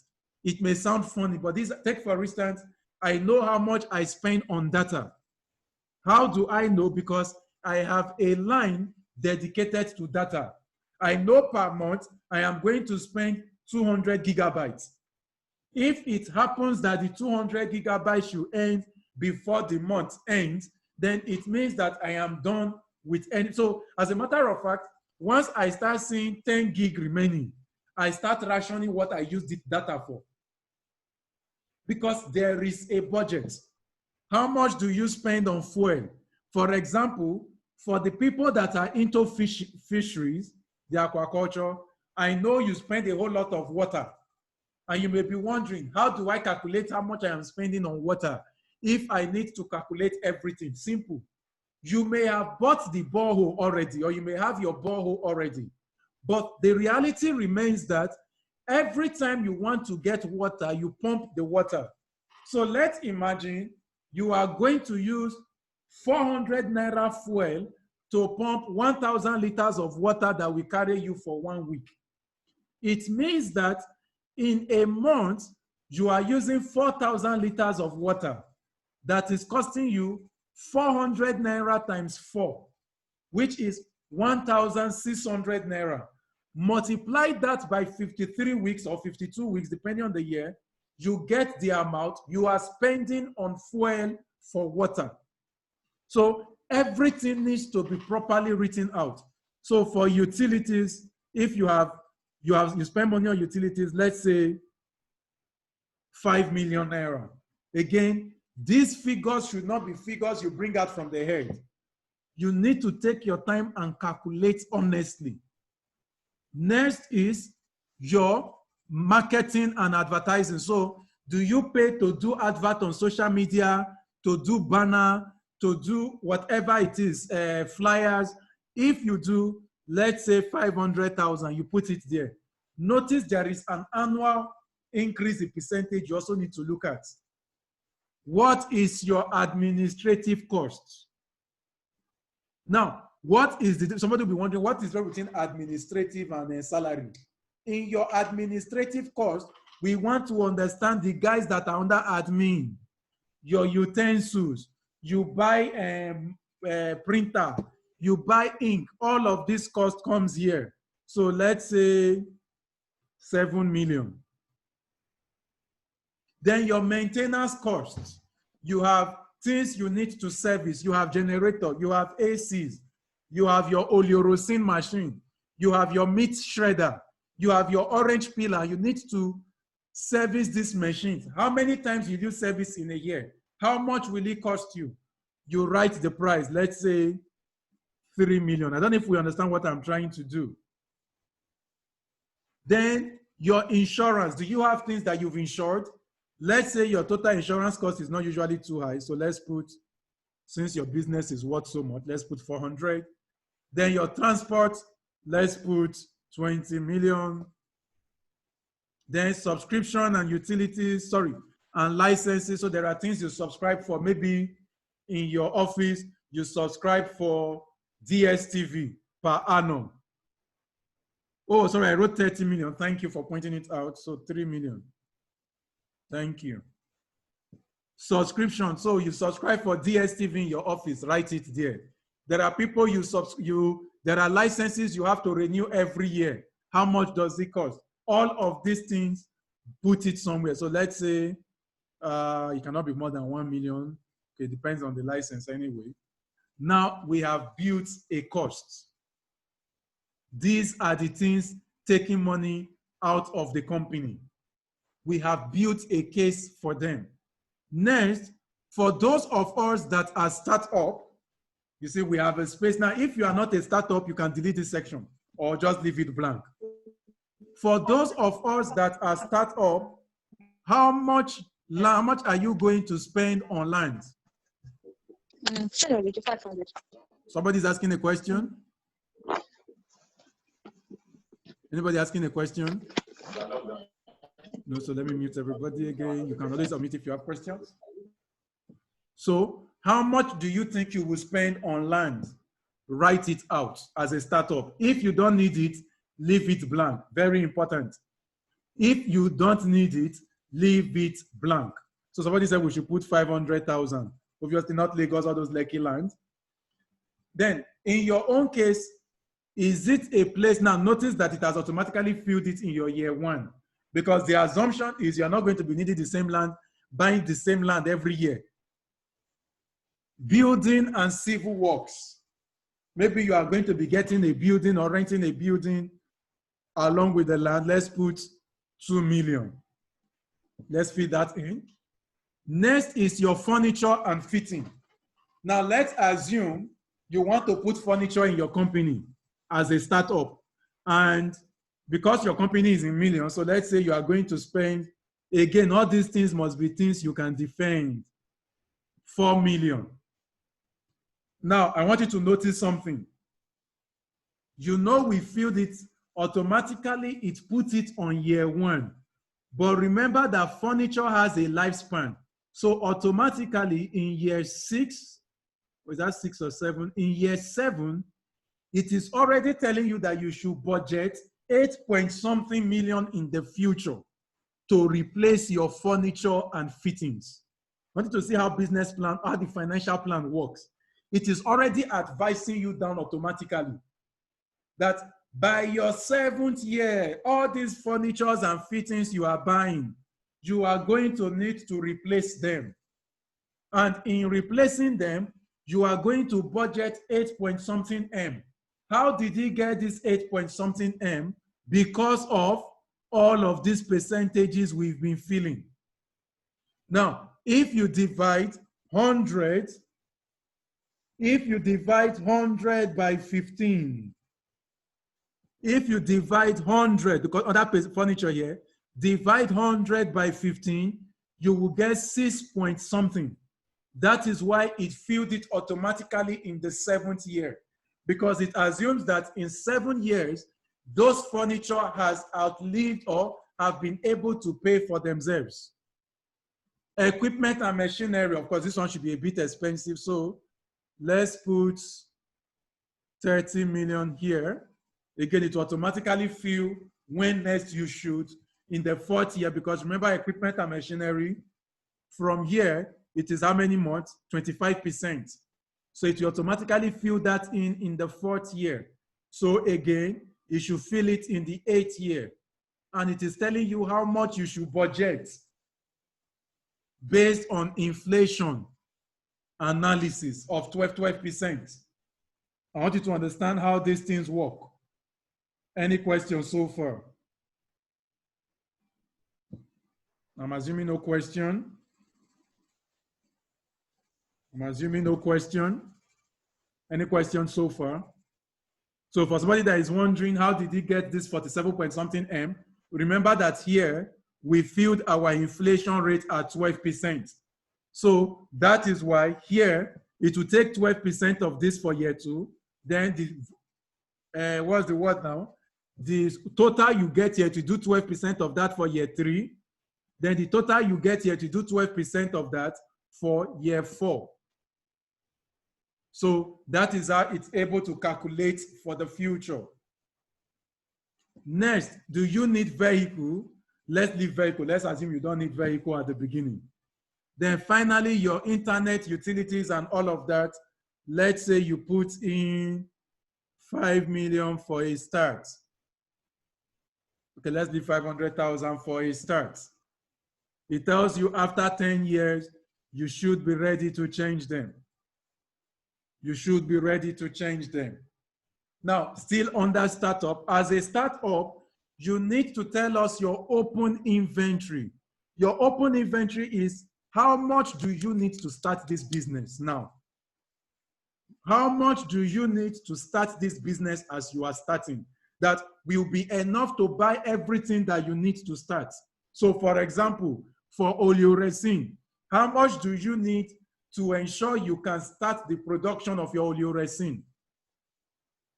For orange person, how much do you need to ensure you have everything you need to start producing orange? Mr. Samuel, okay, you can ask your question. For 2.5 kg meat seller, how much do you need to start meat selling? Yes, Mr. I'm with you. Yes, sir. The question I want to ask is, those are rates that we have at the top there. Are they like standard rates? And how do we come up with those rates? No, so these are standard rates for now. That was why, if you remember earlier, I changed this to 7.5. Oh, because I did approximation, that's why it's going to 8. Let me leave it at 7. Now, these are like the standard rates available. Inflation rate in anything financial document is calculated in developing nations at about 12%. It does not mean it must happen, no. That's why this whole area is labeled assumption. So when you fill this document, whomever is reading it knows that these are assumptions. So it's not cast in stone, but they understand the logic behind your assumption. Okpeyemi Alaron. So yes, whatever it is, so this area covers whatever cost you know you must incur. Do you need the raw materials and consumables to start operation? If yes, then it should be there. So that's why I explained it. Opening inventory, allocation for purchase of initial stock of product for sale or service to be delivered in the first few months of operating the business. So let's imagine we put in 30 million here, and we say this would be used for the first 3 months as an assumption. An assumption. Next, we now go on and look at initial working capital. Now, your initial working capital is the allocation for your payment to vendors. How much are you going to? There are some materials you will need to be buying outside the raw materials. E.g., you may need to be buying fuel. For the orange seller, you may need to keep buying orange for the first few months as you're operating. So which means for the orange seller, your opening inventory could be the orange peeler machine. It could be the show glass where you keep the orange peeled, or the oranges you've peeled. I don't know if you understand what I'm trying to say. But your initial working capital is you need to be buying those oranges day to day or month to month or week to week. Yes, Faminu, if you need the processing machine to start, it is under your opening inventory. Because your opening inventory and your initial working capital gives us the idea of how much you are looking for. I don't know if I'm making any sense. Then we then look at your initial working capital, so the salaries. We need to know how much are you going to be paying, how much are you going to spend on salaries, how much are you going to spend on fuel, all of these things. So let's say, for example, we fill in 7 million, and this again is for the first 3 months. Is for the first 3 months, an assumption. Now you realize that once you have filled this, your contingency, you can say, okay, in case something happens, let me fix this at 5%. In case something happens. The total money I will be requesting for, if I am able to do my startup costing properly, is 74 million. So what would determine whether the person would agree to give me that money or not is not based on the 74 million alone that I asked for. What the person will be looking at is, in 4 years, I am going to need 47 M. Can my business be profitable enough to actually generate this money? In 7 years, I need another 8 M. In 8 years, I need another 70-something M. Can my business successfully ensure that I can provide all of these capitals? If not, then there is an issue. I hope that makes sense. Next, we now go to your headcount analysis. So under your headcount analysis, we want to look at your salary and number of employees for each key business function. So you already know, at the beginning, we already talked about, I don't know what we put up. Okay, let's go back and check. What was the total amount we wrote for salaries? 8 million, so we are on the same page. 8 million. Now, senior management. So senior management are the CEO, the owner of the business, the chief operating officer, the chief financial officers, the oga at the top. How many of them do we have? So let's say, for example, you are the only owner of the business. We say 1. How much is the salary you are going to be paying yourself per month? And how much will it come to annually? How much would you pay yourself per month? And how much will it come to annually? So let's say, for example, you say you are paying yourself 150,000 per month. In a year, you are paying yourself 1.8 million. So we come here and write 1.8 million annual salary. Now, these ones are scattered here because we have written a whole lot of assumptions up there. That's why he's telling you this does not correspond. Oh, sorry, percentage in his benefit. The percentage in his benefit, let's put 4%. Let's put 4% benefit. No, that's too much. We know it's your company. Let's give you 1% percentage benefits. So your benefits, let's put 1%. Sorry, thank you, Mr. Samuel. Now, we have filled your base annual salary, the money you earn per year. It is going to calculate for the whole 10 years. So year 1, your base will come to 1.89, year 2, 1.9, year 3, 2 million, 2.16, year 10.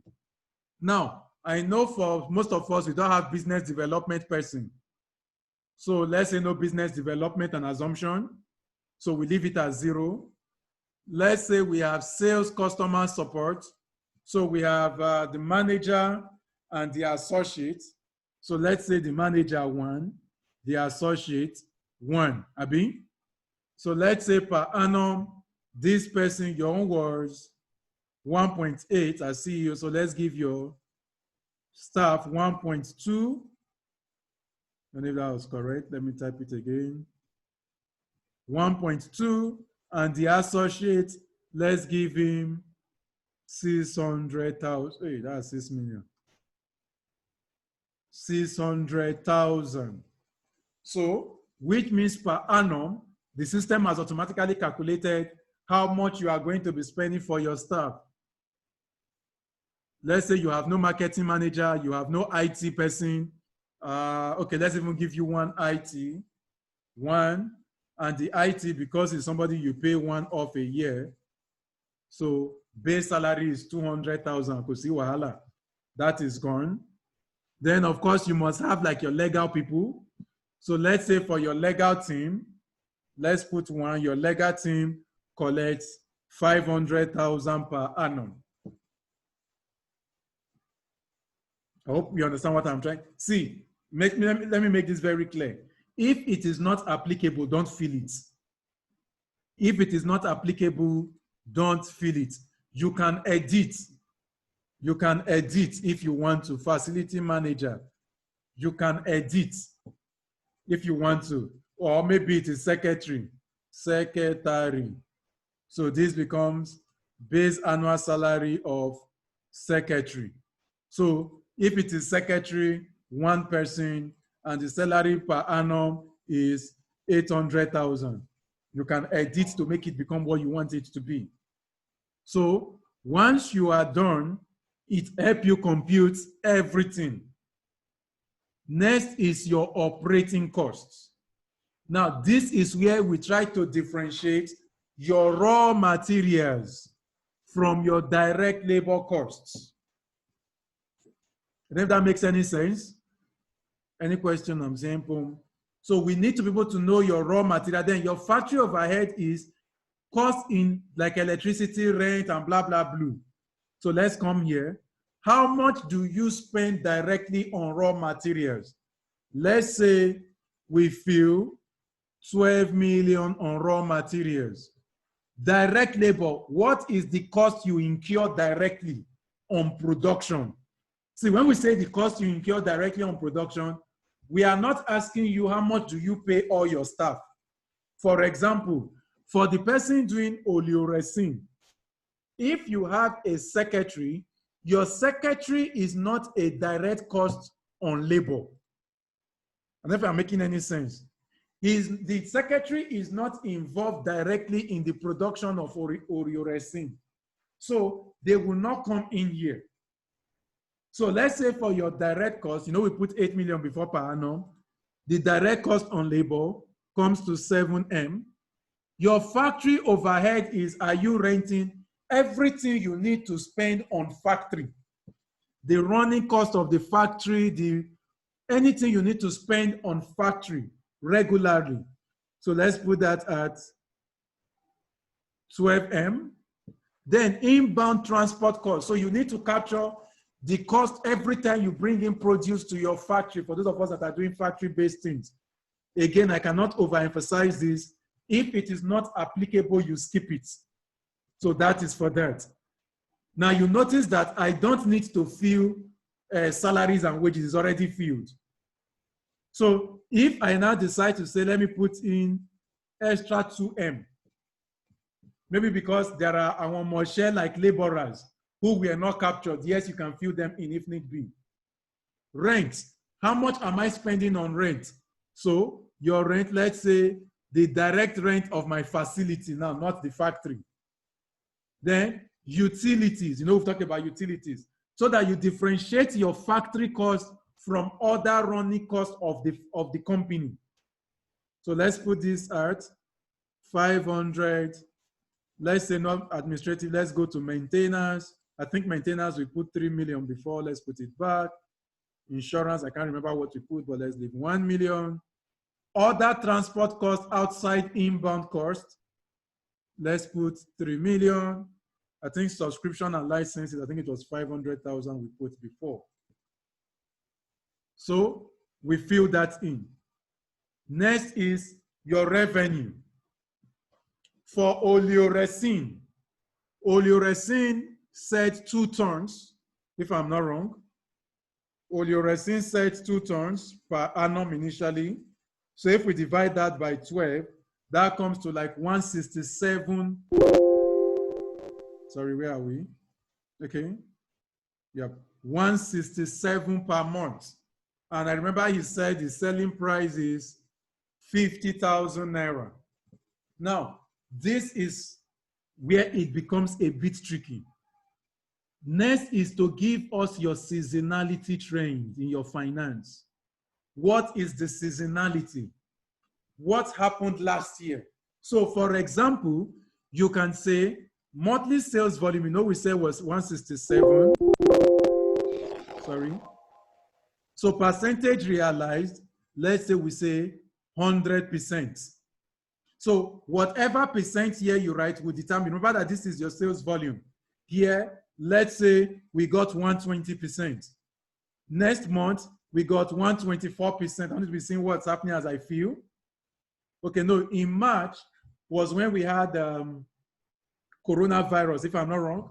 So it came to, because it just started, you were still able to move out 60%. Then in April, there was total lockdown, 0%. May, 0%. June, we started opening up gradually. You moved out 30%, 50%. Then in August, 80%, 100%. These are assumptions you are making till you get to December. Now, you now come here and tell us why the drop. You can say, oh, COVID-19. COVID-19. COVID-19. Now, when I am looking at your financials, I am able to better understand. Automatically, the system will draw a graph. Let's go to the next person. I hope Mr. Shea is still online for orange. He said 500,000 oranges per. Yes, it has to sum up because you already told us that is your annual. No, it does. It may not sum up. Your baseline is an assumption. But you can now say, when we now look at your sales per month, it can exceed, it can come down. It's an assumption. I think that answers the question. Okay. So let's say 41,067 oranges per month. And the sales price is 100 naira. Okay. Thank you. 100 naira. So let's say in the first month, sure, these people even like you, orange. They've already given you 100% on everything.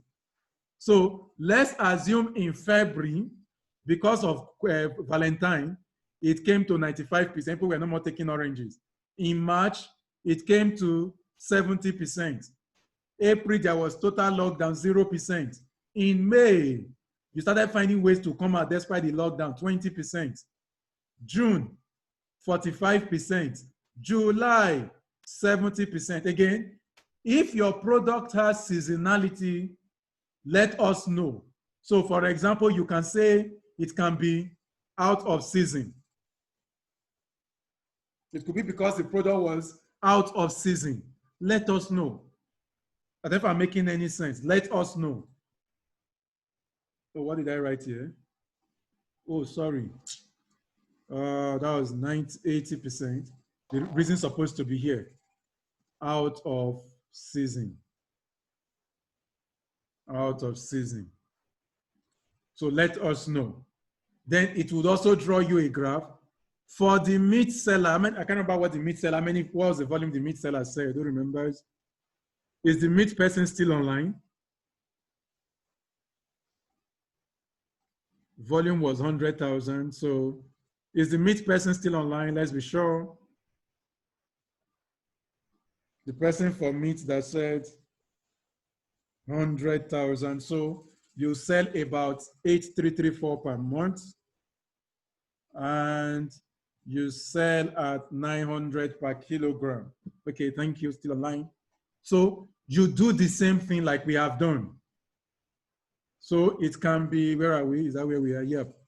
So it can be, people started buying more meat because they could not get chicken, and it went up, and it went up, and Ileya time came, and then it became back to normal of 140. October, people were celebrating independence and happily bought more meat. You see, all these things, you can explain them. Then it came back down again, and then it came to Christmas, and it went up. So you can write Christmas. Where did we go up? Ileya. You see, when we see all of these, yes, for each product, if you have 50 products, you have to make a case for each product. Let me give you an example. I had the privilege of working with someone, or working in a board where somebody applied for was applying for grants, and the person wanted to do tomatoes and pepper.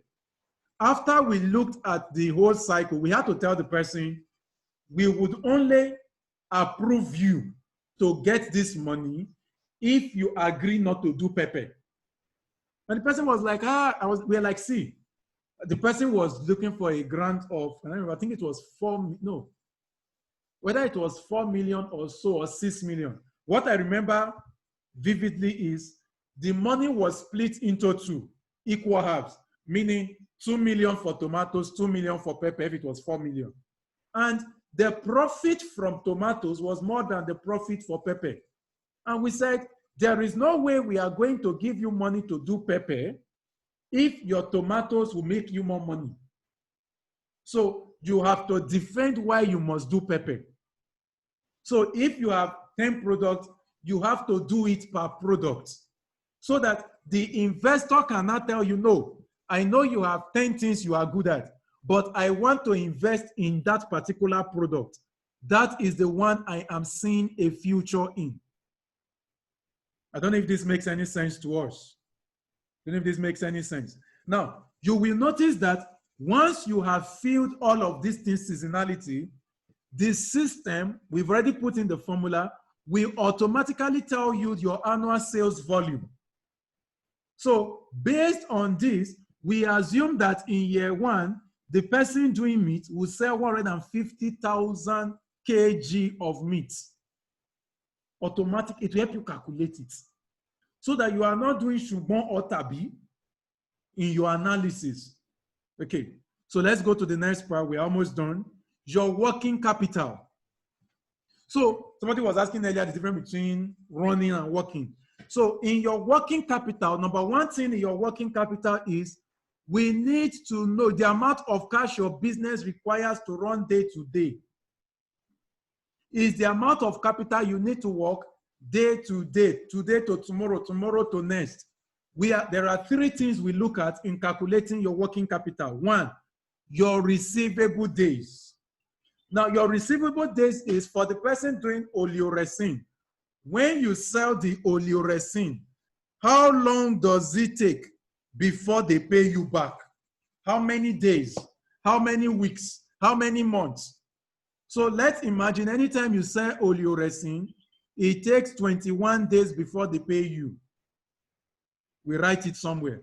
Oh, 30 days. Thank you, sir. You are still here. 30 days. You see, as a businessman, you need to know. For the person selling orange, yours might be 0 since the person buy, what do you call that thing? Now pay and chop, or be pay and drink. Next, your payable days. Your payable days is how long does it take when you collect product or raw materials from your own vendors?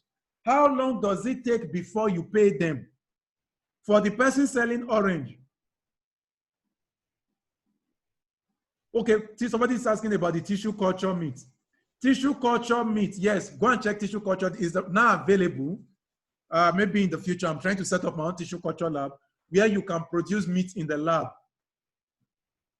So in case of a new business that is in the prototype state, how do we prepare this financial statement? Do we use a projection? Yes, you use projections. Now, if you are a startup, your projection must be so accurate that we can believe what you are saying from your projections to know that you have done good work. No problem, I understand. Even my network too has been misbehaving. Payable days, how long does it take before you pay back the people that are supplying you? Anybody wants to give an example? Most likely, let's say 14 days. Then your inventory days, when you collect that raw material, when you collect those products, how long does it stay with you before you can sell them off? For the person into meat, when you kill that whole cow, how long does it take before you finish selling off the whole cow? That is your inventory days. For the person into oranges, how long does it take before you sell off that whole oranges? For the person doing oleoresin, how long does it take before you sell off the batch? So let's assume 7 days. I know it will not be the same for everybody, but let's assume 7 days. Okay, Mr. Shea said we should use 5 days for him, so let's put 5 days. Now you are done with this.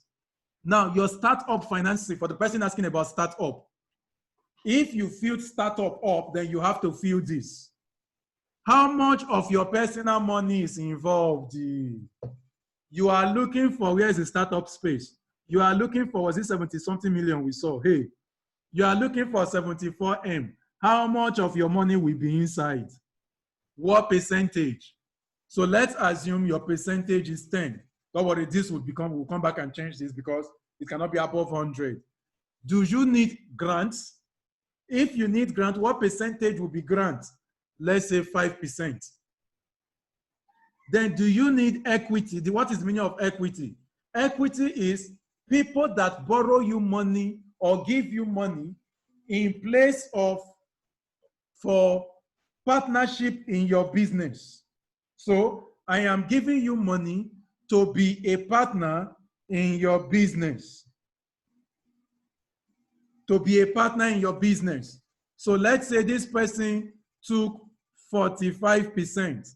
So that means 50, 60. So the loan I am looking for is 40%. I hope this makes sense. So we've gotten to 100%. Then we come to your opening balance. All of these are already filled for you. Equity, you can see it's already helping you fill in all the rest. Your debt financing, this has been filled in. He collects, so how did he get this 29 point something? 40% of the money. So once you are done with this, let's look at your income statement. Remember what I told you at the beginning? Remember what I told us at the beginning?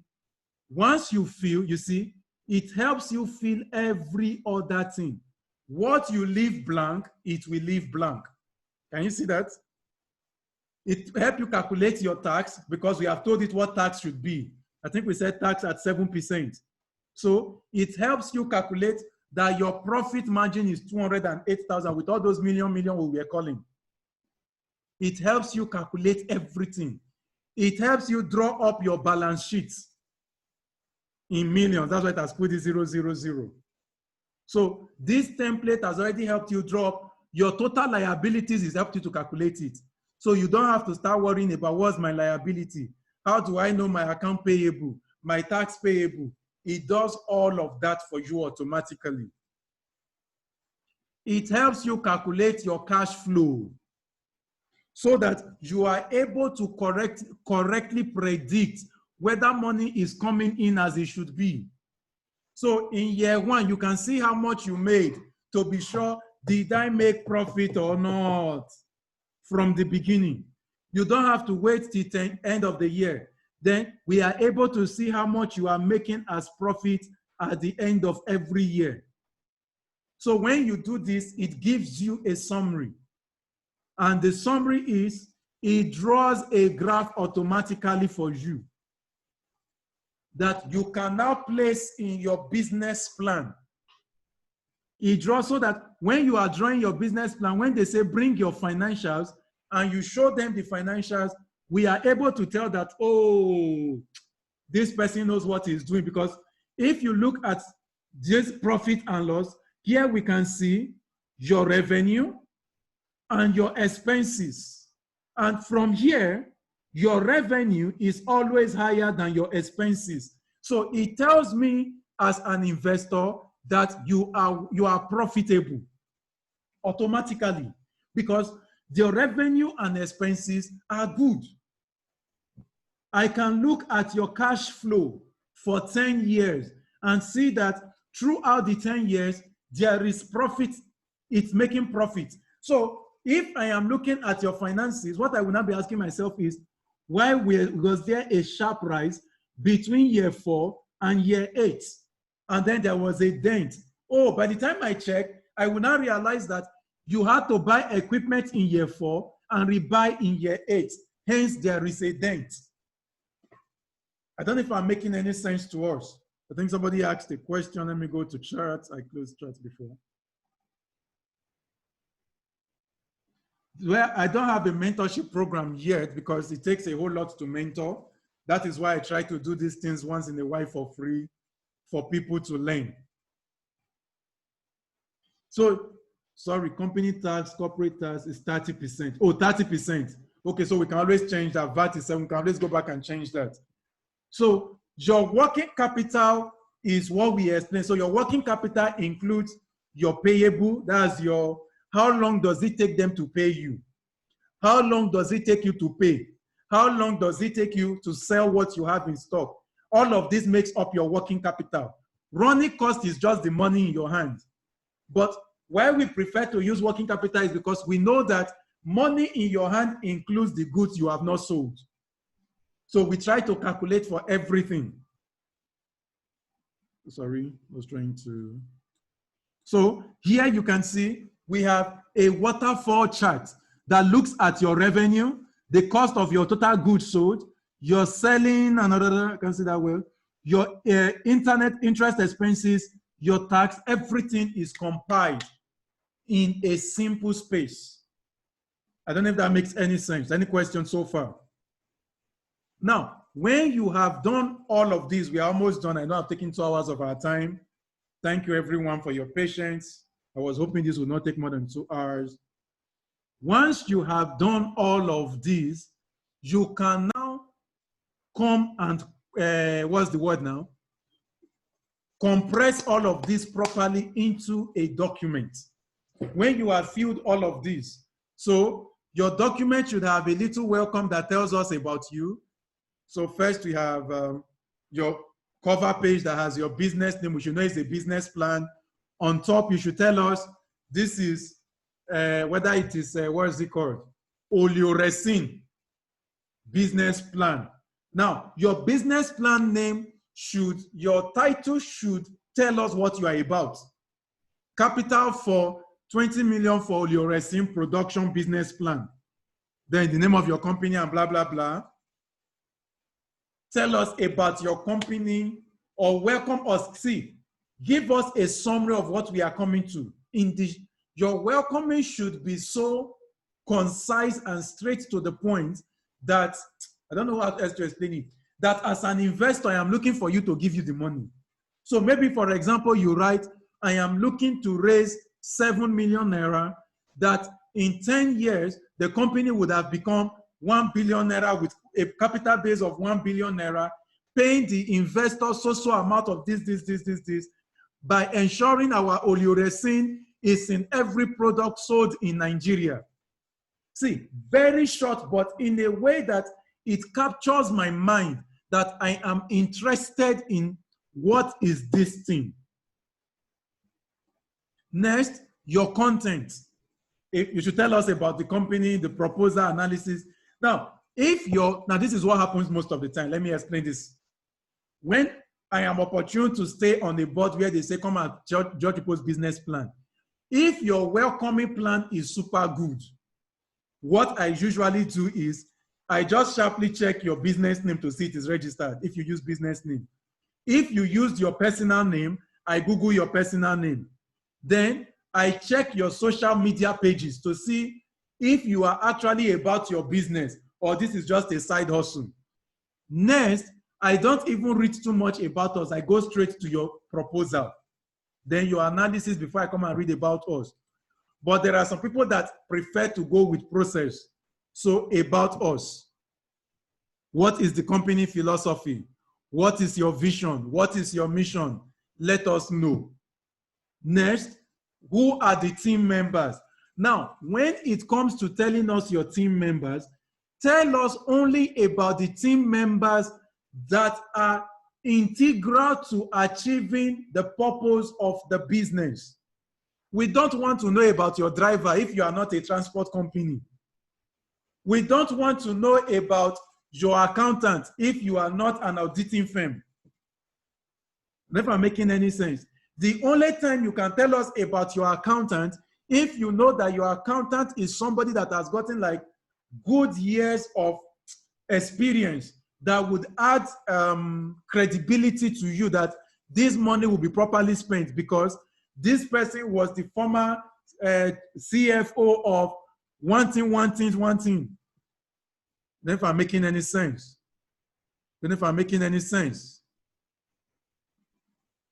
Any questions so far? So next is your services.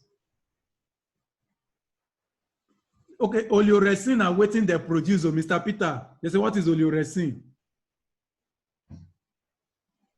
Thank you, sirs. Next is, what is your services? So even if you do 50 things, I always advise this. If your company is into 50 or 2 million or 100 things, try to summarize them to as small as possible. Don't list everything. Look for your best 3 selling products. Let me give you an example. When OPay was to enter Nigeria, OPay had lots of things they wanted to do on their platform, but they started with one thing first. So when you are going to apply for a loan, apply for a grant, apply for something, be focused on 1, 2, 3 things. When there are too many, even we that are reading, we go lose focus. We go lost. So next is your proposal. What exactly do you want to propose? If it is a new concept, let us know what is the thing. If it is a value, what is the new value? Try to define your product properly. So that's why we were doing all those descriptions and all that we were doing. Then give us your product ingredient, because in the process of describing your product, you know that by default, most of the time, the person reading would have ideas of other products that do similar things. I think that's what I'm trying to say. So try to sell us on why your product is unique. What makes your product unique? What makes your product special? What are the special things we need to know about your products? What is the value that your product has? And if I'm making any sense, we need to know. Next is your stocks. This is not for everybody. This is for those that you already have some things produced in bulk. If you don't, you can delete and let it go. Next is your different sales. What are the things you sell? What is their market trends? So you realize that from the trends that we worked on earlier, you can simply copy and paste. I know somebody is trying to, is a chat, I'm trying to retrieve my chat. Don't mind me, I'm a bushman, I'm sorry. If you chat and I don't reply on time, is it? Okay, so I have not put this one up yet on our site. I'm still trying to look for an easier one that people can use easily. Hopefully by next week or so, I'll try and make it simple enough and put it on the site for people to be able to download and use. Because I know a lot of people spend a whole fortune on business plan, which I feel should, and most people, they would even pay them to do business plan, and they will just do copy and paste from the internet and call it a business plan. And you will not be able to use it for anything. Next is, you need to be able to accurately describe the target of your product. The customer base of your product, we need to know. You must accurately define it. Is it a product that is time bound? If not, what is that? What kind, as in, give us a timing for your product. You cannot have a product that you tell us sells all year round. If you are a lover of phone, if you're somebody that likes phone gadgets, go and check. Phone companies do not release phones all year round. There are particular months they release phones, whether Samsung, Apple, and all of that. There are specific months in a year. There are specific time in a month because they understand time. Then your product, what is the trend? The trend is the trajectory of the product. Every product have what we call a life cycle of a product. Let me give you an example. Have you noticed that some of the major brands that we have in the market that are in competitions, they always on their own rebrand because they know that a brand has a life cycle. So there is a time when Coca-Cola will just tell you our bottle is now slimmer, our bottle is now bottler, our this is now this. Why are they doing all of that? To reintroduce their product to you. To reintroduce. So you need to know the product, this thing. You need to know the product cycle. It's very important. Next is, we talked about your product targets, right? Under your product target, we know you may have 2, 3, 4, 5, 10 targets, which is awesome. That's perfect. In your product targets, what is their income generation for you? So you notice I have a bigger cycle, medium and small cycle. So maybe in your big product, for example, the person selling meat, maybe the people that will be giving you the most money are restaurants. So you write restaurant. So I understand that in your product target, your major money will come from restaurant. It makes sense. And you tell us the percentage. So maybe you say 80% of my, or can I say 80? 60% of my money will come in from them.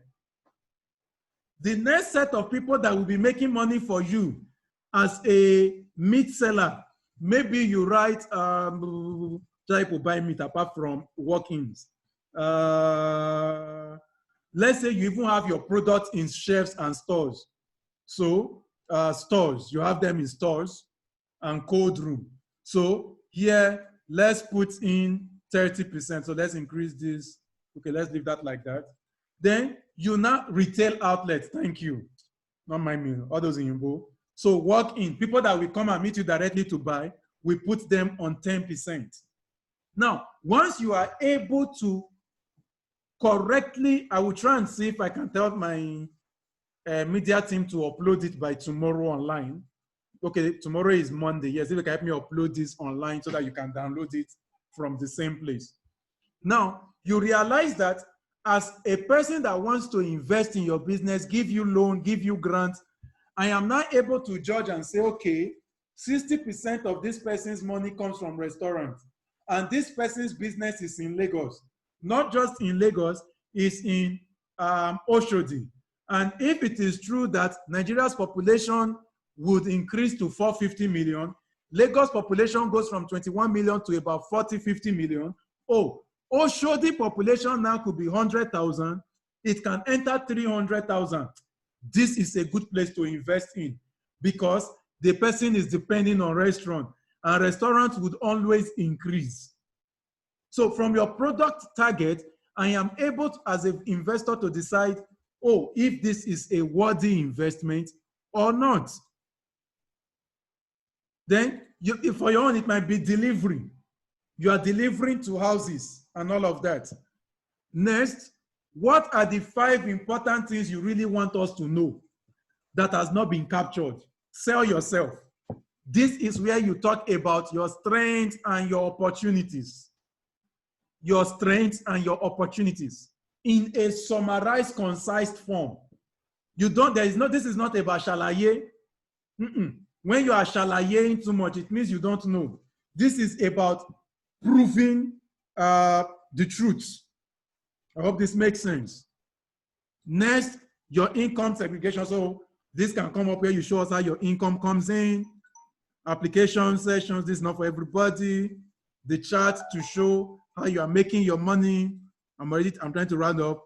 Your key takeaway. So here you tell us, because when we are done reading all of this, summarize everything you have said. It can be 2 points or 3 points.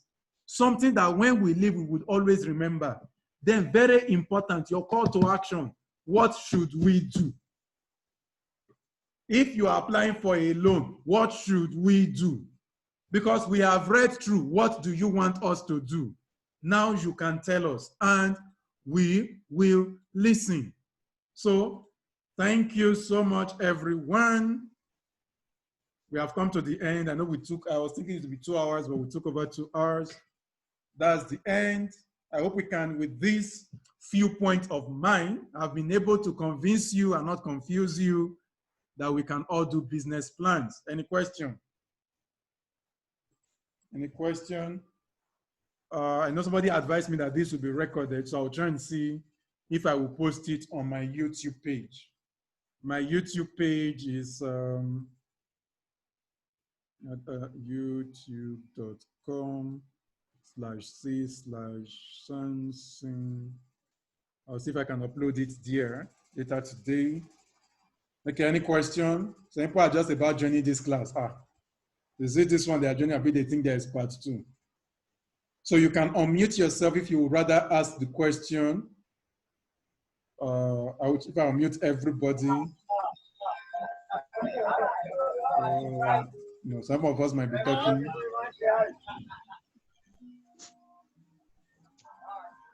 So if you have questions, please, you can ask your questions. Okay, I'm with you. I thought Mr. Tawid wanted to ask a question. Any question? So just take 2-3 minutes to answer questions so that we can go back to our day. Mr. Faminu, no, I want to see, the idea of this thing is I want people to be able to do some of these things on their own. Trust me. Because if you are able to develop your business plan, this has helped me. Even if you don't get that loan, that grant, that whatever it is you use it to apply for, once you're able to do a proper business plan, you realize that your business becomes properly structured. 2, you realize that you don't even allow people to use biro anyhow and throw away, because you understand how money is coming in and going out. Any question? If you have a question, just unmute and ask. There are many funding opportunities depending on what you are looking for, Mr. Sheyi. There are many funding opportunities in agribusiness. As a matter of fact, agribusiness, climate change, and gender equality has the highest funds available until COVID-19. It's just not that COVID-19 is on top. But agriculture, climate change, women empowerment has the highest funds available. So you need to know the specific area you need funds for. You can just Google funds for, what is the name now? Let's see. Let's do one together. Where is my internet? So let's try one together. I'm coming, please. I'll answer your question. Let's say grants for agribusiness for women. So I have to take this down. Latest grant, you can see there are so many funds for NGO. I want you to see that there are so many. There are so many available. Can you see these funds for NGO? There are so many available. So many. This closes June 30th. Okay, this has already closed. But when you check online, there are many. Some are specific. And because of this COVID-19, more even came out. Yes, we do, but at the moment, there are no vacancies available for internship. There are no vacancies available. So we have so many grants that you can apply for. You can even go Nigeria specific. You can go Nigeria specific if you're applying from Nigeria. So there is the one for AFDB. So there are so many. Trust me, there are many. There is the one, Nourishing Africa always showcases a lot of them on a regular basis for people who are interested. See, there is even the one calls for proposal for PropCon grants in Nigeria. There are many calls for proposals for youth and women in agriculture. There are many. The issue why many people do not get it is because they do not know how to apply. Most people do not know how to apply. So this is Kumo asset funding opportunity for people that are looking for assets, business plan. So there's even, see this one now. I didn't even know there was something like this. Ninja business plan competition is still ongoing. Commercial agriculture credit scheme done by First Bank, ongoing. Epic pitch, women in tech. Deadline is 17th. Okay, this is done. 17th of July, that should be done. Equal life rolling. So virtual debt funding. AFDB, fight COVID-19 social bond. There are many. There is the FCMB that just started their own. There are many. Can you email me so that the questions, yes, you can. I may not reply on time does not mean I won't reply. Just please put that in your mind. So that there are so many you can apply for. That's just the point. There are so many you can apply for. Any other question? Any other question? So thank you, everyone. I hope we learned a thing or two. So please, what I would advise is download the document, that's the template I gave. Try and, because there is a thing of I will fill later. You may forget. Try and fill now. Is nice loan advice? Yes, if you want to go operational and you are sure you have done all your background, you can go for, what is it called? You can go for the nice salon, yes. Telegram page, I am very poor when it comes to replying messages, so I always run away from even groups. If any of you belong to any WhatsApp group that I belong to, you will know I hardly comment. Yes, if you have a little traction, it depends on the kind of startup. Like if you are a tech-based startup, you can apply for funding from day one. As a startup, you will get it. If you are an AI-based startup, you can apply. It depends on the kind of startup. But if you are a product like you want to be selling Gary, Momo, and all of that, have a bit of traction. Have a bit of traction, so it would help. I hope that helps. Then also, this is me now asking for your favor. Please give a review on my social media pages on whether what you learned, what we should improve, and all of that for future classes. Thank you so much and have a great week. So please, in case of those of us that don't know my social media handle, Samson Prolific on Twitter and Instagram, Instagram, on Instagram. So please give a review. You can also put a review on Facebook or on LinkedIn. So on LinkedIn, it is just my name, same on Facebook. So thank you so much. Have a great week. Yes, you can, Mr. Demo, yes, you can modify the template. You can modify the template. It's just a template. You can make it work for you, please. This is not cast in stone. This is not cast in stone. You can modify the template to what works for you. I hope that makes sense. You can modify it, please. All right. You can modify the business plan, everything, you can modify it.